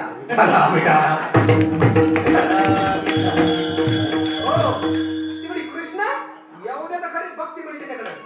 ते म्हणला या बाप जरी करता आला तर कोणाला पाहिजे मी करतो म्हणजे काय करायचं. त्याने ते आपलं भांडं घेतो तो विचारा गेला पाणी आणण्याकरता. तो जंगलामध्ये पाणी शोधू लागला. तेवढ्यामध्ये याला लांब जाऊ दिलं देवानी आणि देवाने त्याच्या नवऱ्याचं रूप घेतलं आणि गाडी कशी आला. ती म्हणली माय आणि तुम्ही आता पाणी आणायला गेली होती एवढ्या लवकर. कृष्ण म्हणला तुमच्यासाठी काय पण सोनू तुझ्यासाठी काय पण काही करत नाही म्हणलं आपण तुझ्यासाठी.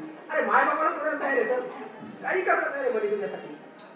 ती म्हणे खरंच म्हणे हो पाणी बिणी केलं. आता त्याचा नवऱ्याचं रूप घेऊन आला होता त्याच्याकडे. तिला पाणी बिणी केलं बसवलं गाडी बसला आणि झाली गाडी चालू. गाडी घुंगरायची गाडी चालू झाली आणि त्याने दुरून पाहिलं अरे बापरे आपली गाडी पुरी घेऊन चालला. तू लांबून बोंबला लागला ओय थांब. हिला असं वाटतं आवाज कोणीची याचा वाटतोय नवरा तर पुढं बसलाय पण आवाज ओळखीचा आहे कदाचित कॉलेजचा आहे काय नेमकं आहे तरी कोण आवाज तर परिचयाचा आहे हा कोणतरी पाठीमागं वरून पाहिलं ज्याला नाही कळालं त्यांनी आमटी घेऊन जा विठाला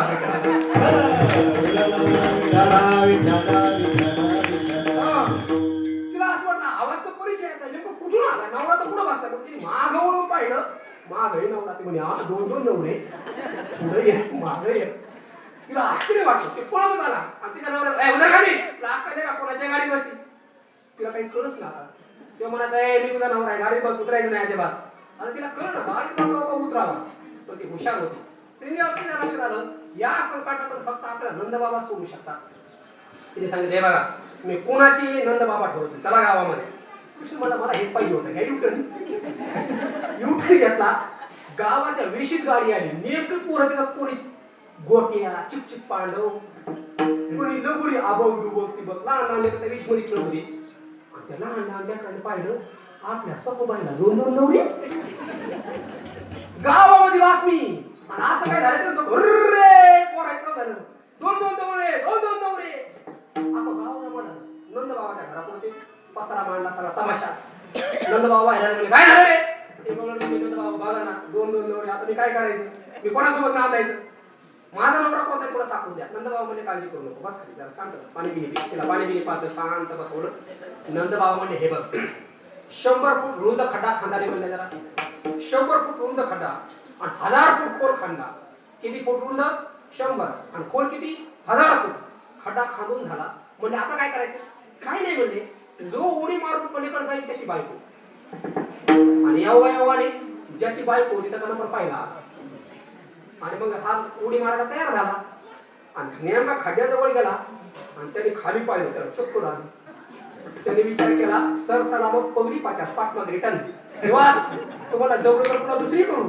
तुम्हाला नंदबाबा ही माझी बायकोच नाही मी नाही पण माझी त्याची जाऊ द्या नंदबाबा म्हणजे खरं म्हणजे हा तुझी नाही म्हणजे नाही मग त्याचीच आहे मला जाऊ द्या त्याला उडी मारू द्या त्याला असं वाटतं याने उडी मारली गेला की माझी बाईच होईल ते म्हणजे त्याचा नंबर पाठीमागा आला दुसऱ्याचा नंबर आला आता हा कृष्ण होता महाराज खेळतो येण्याचे खेळावा त्याने मागचा पुढचा विचार काही करता मस्त आपलं हात बीत मागं केले मस्त दंड फुपटले माती अंगाला लावले धोतर बितर वर केलं आणि अशी उडी मारली 1000 फूट काय त्याच्या पलीकडे गेला आणि गेल्याच्या नंतर आला उड्या मारत म्हणलं तर पाठीची बाईक म्हणलं तर पाठीची बाईक द्या माझी बाईक नंदबाबाच्या जवळ गेला नंदबाबा म्हणजे इकडे म्हणजे काय तुझी बाईक म्हणजे हो ही हार घालतो हार घालायच्या निमित्ताने जवळ आहा काना खाली दिला लोक म्हणजे ओ नंदबाबा त्याने उडी मारली त्याची बायको नंदबाबा म्हणले अरे त्याची बायको रे हे भो काढतय लोक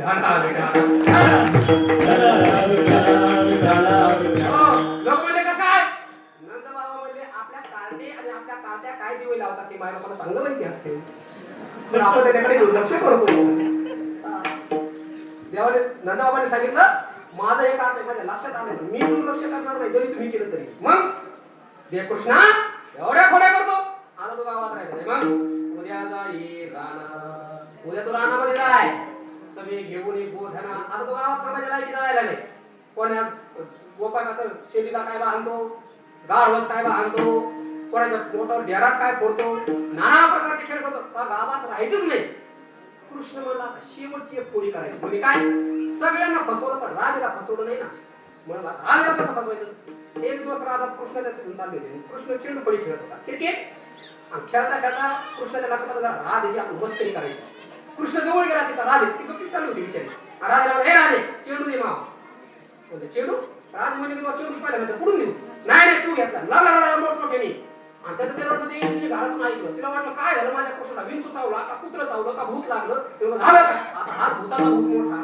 त्याला पण लागणार आहे बाहेर आला त्याला कृष्णा काय रडतोस कृष्ण म्हणाला आई त्या राजे माझा चेंडू घेतलाय राजा म्हणजे शपथ सांगते जेव्हा शपथ मी खरं नाही घेतला मग यशोदेने सांगितलं कृष्णा तू तर म्हणतो घेतला ते तर म्हणते नाही घेतला ते म्हणला आई हिने आपल्या मिरीमध्ये घातलाय आपल्या डुंगराचं काय म्हणतात ना त्याच्या मिरीमध्ये लपून ठेवलाय ते म्हणजे नाही नाही नाही नाही मी कशाला घेऊ मग तिने असं मिरी हाताचा चेंडू खाली पडला म्हणा भाऊ मी म्हणलं होतं ना अनेक प्रकारच्या खोड्या परमात्मा करायला लागला बापाच्या लक्षात आलं आपला कृष्ण खोड्या करायला लागलाय पण आईच्या लक्षात नाही आलं संध्याकाळी बाबाने सांगितलं यशोदे कृष्ण फार खोड्या करायला लागलाय त्याला गावामध्ये नाही ठेवायचं. यशोदा म्हणली एकूण तरी एक, तुम्हाला त्याच्यावरती भरोसा नाही, अख्खा गाव सांगायला लागलं तुम्ही त्यांच्या पक्षाच्या. जी खरी माया असते ना, खरी आई, तिला आपल्या लेकराच्या फळ्या मान्यच होत नाही. आणि जर मान्य होत असेल तर समजून ती खरी आईच नाही. संध्याकाळी नंदबाबांनी सांगितलं यशोदे कृष्ण बिघडणार बरं का, तो मॅसेज करायला लागलाय. नाही कळलं, तो फार बिघडलाय, तो चांगला नाही राहिला, त्याला गावात ठेवू नको, त्याला पाठवून दे. यशोदा म्हणजे एवढंसं माझं बाळ, आणि तो कशाला असं उद्योग करत. तिने सांगितलं नाही माझं 5 वर्षाची माझे बाळ, 5 वर्षाची माझे बाळ, 5 वर्षाची माझे बाळ, 5 वर्षाची माझे बाळ. अंगणी माया खेळे, अंगणी माया खेळे, अंगणी माया खेळे, अंगणी माया खेळे. तुम्ही रंगीत घेता आळे गोकुळ जाणारी, रंगीत घेता आळे गोकुळ जाणारी. तुम्ही रंगीत घेता आळे गोकुळ जाणारी, तुम्ही रंगीत घेता आळे गोकुळ जाणारी.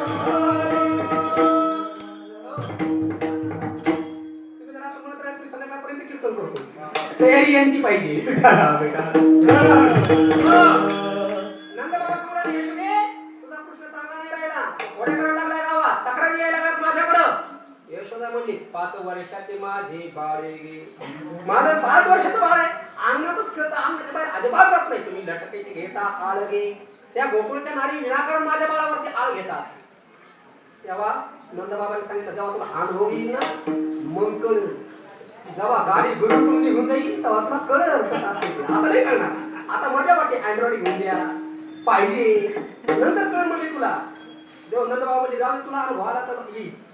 नंदबाबाने दुर्लक्ष केलं सांगण्याकडे. आणि एक दिवस सकाळी 3 वाजता ही यशोदा उठली, आणि उठल्यानंतर मन थर करू लागली. मन तर माहिती आहे तुम्हाला, आता नसेल माहिती, मन थरा तर माहिती असेल ना कमीत कमी.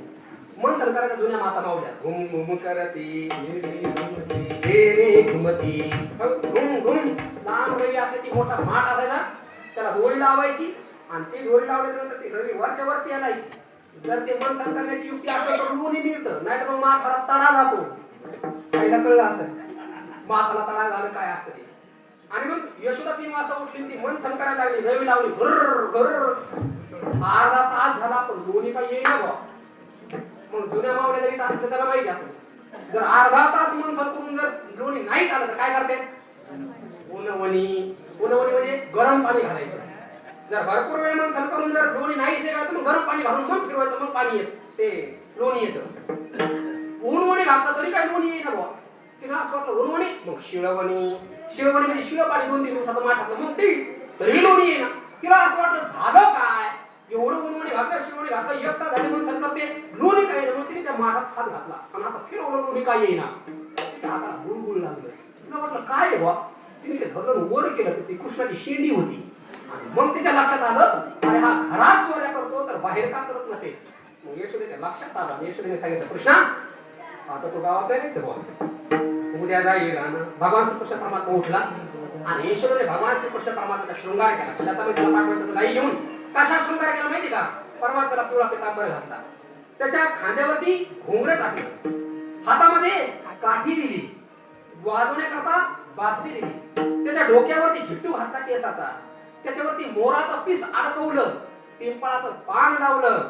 आणि भगवान श्रीकृष्ण परमात्मा अशा गायी चारण्याकरता निघाला. आता काठी कोण झालं, घोंगडं कोण झालं, बासरी कोण झालं, हा पुष्कळ विचाराचा विषय आहे. पण असा परमात्मा निघाला. निघाल्याच्या नंतर परमात्माने आपल्या सौंदर्याला सांगितलं, अरे तुम्ही सुद्धा, अरे तुम्ही गाया घेऊन सारे गोकुळ राहतया. तुम्ही गाया घेऊन सारे गोकुळ राहतया. तुम्ही गाया घेऊन सारे गोकुळ राहतया. अरे तुम्ही गाया घेऊन गोकुळ राहतया. या या सारे गोकुळ राहतया. सारे गोकुळ राहतया. अरे गोकुळ राहतया.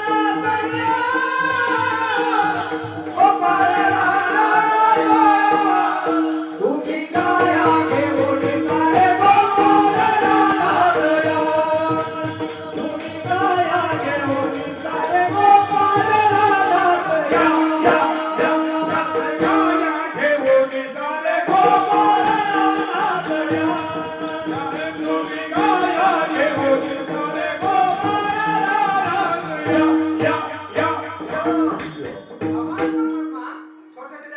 घेऊन निघाला की त्याने आपल्या सांभाळायला सांगितलं, अरे जसं मी आता गाया सांभाळायचं तुम्ही सुद्धा आपापल्या गाया घेऊन रानामध्ये या बरं का.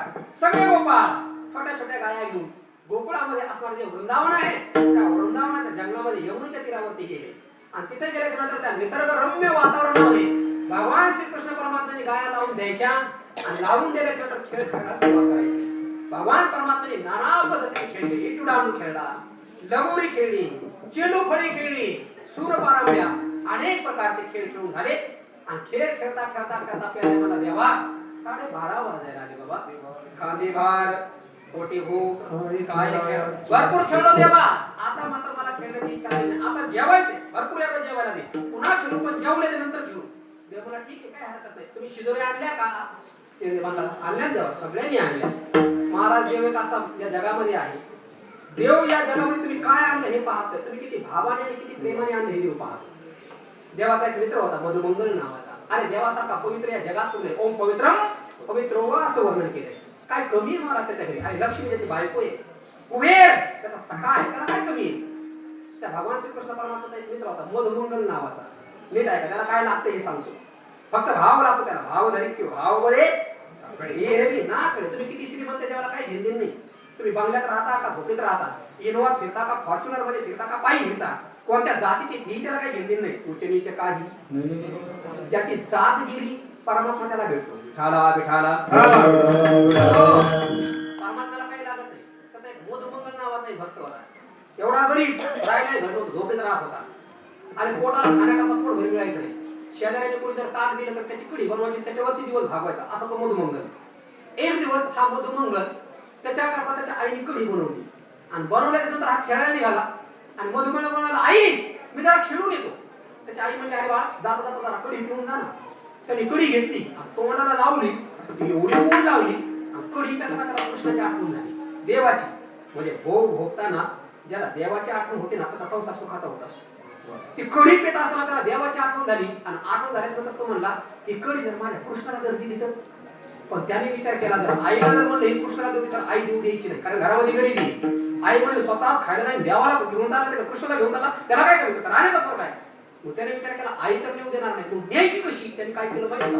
स्वतः पोटभर पिली आणि पिऊन झाल्याच्या नंतर 2-4 घोट मोठी होऊन आपल्या तोंडात कढी घेतली, एवढी भरली आता गप्प त्याचा तोंड भरला असं भरलं. आणि आई म्हणला, आई मारलो पुढं निघाला पळत. आता कृष्ण बॅटिंग करत होता आणि कृष्णाने बॅटिंग करता करता पाहिला मधुमंगल पळत आला, पॅन्ट फाटलेली, अंगावर शर्टच नाही, कसा त्याच्या आला तो पाहिल्याच्या नंतर देवाच्या अंतःकरणामध्ये दया प्रेम उत्पन्न झालं. जसे एखाद्या वासरा गायीकडे तिचं वासरू पळत यावं ना आणि ते वासरू पळत आल्याच्या नंतर त्याच्या अंतःकरणामध्ये जसा प्रेमाचा पाना भरून येतो ना, तसा देवाने पाहिलं माझा भक्त पळत आला, देवाच्या अंतःकरणामध्ये प्रेम पाहून आलं आणि देवाने बॅट फेकून आणि त्याच्या मधुमंगळाकडे पाहत राहिला. विचारलं देव पुन्हा लागला, अरे मधुमंगळ आता तोंड भरून काय आलं? आता बोलता ते तुझ्यासाठी कढी आणली. तुम्हाला तोंड उघड तोंड. आता तो देव आहे महाराज, न सांगता तुम्हा त्याला सांगायची गरज नाही. देवाला कळालं ज्यांनी आपल्यासाठी काहीतरी तोंडात आणले.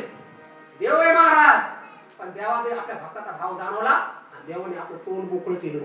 पहाती गोवाळी खायच्याची उसावळी, खायच्याची उसावळी. पहाती गोवाळी खायच्याची उसावळी, खायच्याची उसावळी. मधुमंगळ पळत आला आणि त्याने देवाला सांगितलं, देवा तोंड उघड. देवाने तोंड उघडलं आणि मागचा पुरता एका क्षणाचा विलंब न करता मधुमंगळाने आपल्या तोंडातल्या त्या कढीची पिचकारी देवाच्या तोंडामध्ये सोडली. तुम्ही तरी खात्याला बघून तुमच्या पोराचा अशी पिचकारी मारून तुमच्या पोरात घ्याल का? नाही घेऊ शकत महाराज, पण तो देव आहे, काय करू शकत नाही. हा काय त्यांची काय ती पोरं 8-8 दिवस कधी आंघोळ्या केल्या होत्या नाही माहिती नाही, एवढे छोटेसे. पण परमात्म्याला फक्त भाव लागतो, त्याला फक्त श्रद्धा लागते. त्याच्या तुमच्या अंतःकरणात प्रेम तो पाहतो. तुमची जात पाहत नाही, तुमची श्रीमंती पाहत नाही, तुमचा प्रांत पाहत नाही, तुमचे लिंग पाहत नाही, काही नाही. देव भावाचा गेला हाती दुष्काळ तयाला फक्त भाव. देवाने सांगितलं, अरे मधुमंगळाने ही कढी आणली, फार गोड लागली, तुम्ही काय आणलं का नाही? सगळे सांगितलं भरपूर आणले देवा आम्ही. आणलंय म्हणल्याच्या नंतर देवा सांगितलं आता सगळ्यांचं एकत्रित केलं देवाने. सगळ्याचा तो काला तयार केला आणि देवाने काय केलं माहितीये का, तो काला वाटायला प्रारंभ केला. आणि तो काला वाटत असताना देवाने काय केलं, एक युक्ती केली. जे छोटे छोटे गोपाळ होते ना त्यांना जवळ घेतलं आणि जे मोठे होते त्यांना थोडंसं लांब केलं. म्हणजे कमळाच्या आकाराप्रमाणे बोलून छोटे छोटे जवळच मोठे मोठे बाहेर. म्हणजे छोटे म्हणजे कोण, जे प्रेमळ होते त्यांना जवळ घेतलं आणि जे ज्ञानी होते त्यांना थोडंसं बाजूला केलं. सुखाचार्य महाराज या प्रसंगाचं वर्णन फार सुंदर करतात. बिभ्रद वेणुः जठरपटयोः शृंगवेत्रेचे कक्षे वामे पाने वशनकमलं तत्फलान्यंगुलेषु तिष्ठन्मध्ये स्वपरसृजे हासयन्नर्मवेस्वयि स्वर्गे लोके विशद विभुजे यज्ञ गोपाल केली गोपाल कृष्ण भगवान की जय. अशा पद्धतीने भगवान श्रीकृष्ण परमात्म्याने सगळ्यांना काला वाटला आणि सगळ्यांनी काला प्राप्त केला, खाल्ल्याच्या नंतर कोणाला वैराग्य, ज्ञान, भक्ती, प्रेम सर्व सुखा त्यांच्या अंतःकरणामध्ये प्राप्त झाला. प्रेम प्राप्त होणं त्याला काला म्हणतात, भक्ती प्राप्त होणं त्याला काला म्हणतात, ज्ञान प्राप्त होणं त्याला काला म्हणतात, वैराग्य प्राप्त होणं, विवेक प्राप्त होणं, समाधी शक्ती प्राप्त होणं. आता हे वेदांताचा विषय आहे सगळा. हे सगळं जीवनामध्ये म्हणजे आध्यात्मिक क्षेत्रामध्ये ब्रह्मज्ञानाच्या प्राप्तीकरता जे जे घटक लागतात त्या सगळ्या घटकांची प्राप्ती भगवंतांनी या काल्याच्या माध्यमातून सगळ्या गोपाळांना दिली. अशा पद्धतीची प्राप्ती, या घटकांची प्राप्ती आपल्या जीवनात होऊन आपल्याही जीवनाचं कल्याण व्हावं, आपलं जीवन कृतार्थ व्हावं हीच या काल्याच्या कीर्तनाच्या निमित्तानं, या सप्ताहाच्या निमित्तानं भगवान श्रीकृष्ण परमात्म्याकडे मागणी मागूया आणि आपल्या वाणीला या ठिकाणी पूर्ण विराम देऊ. ज्ञानेश्वर माऊली महाराज माऊली हे ज्ञानेश्वर माऊली महाराज माऊली तुकाराम. एक मिनिट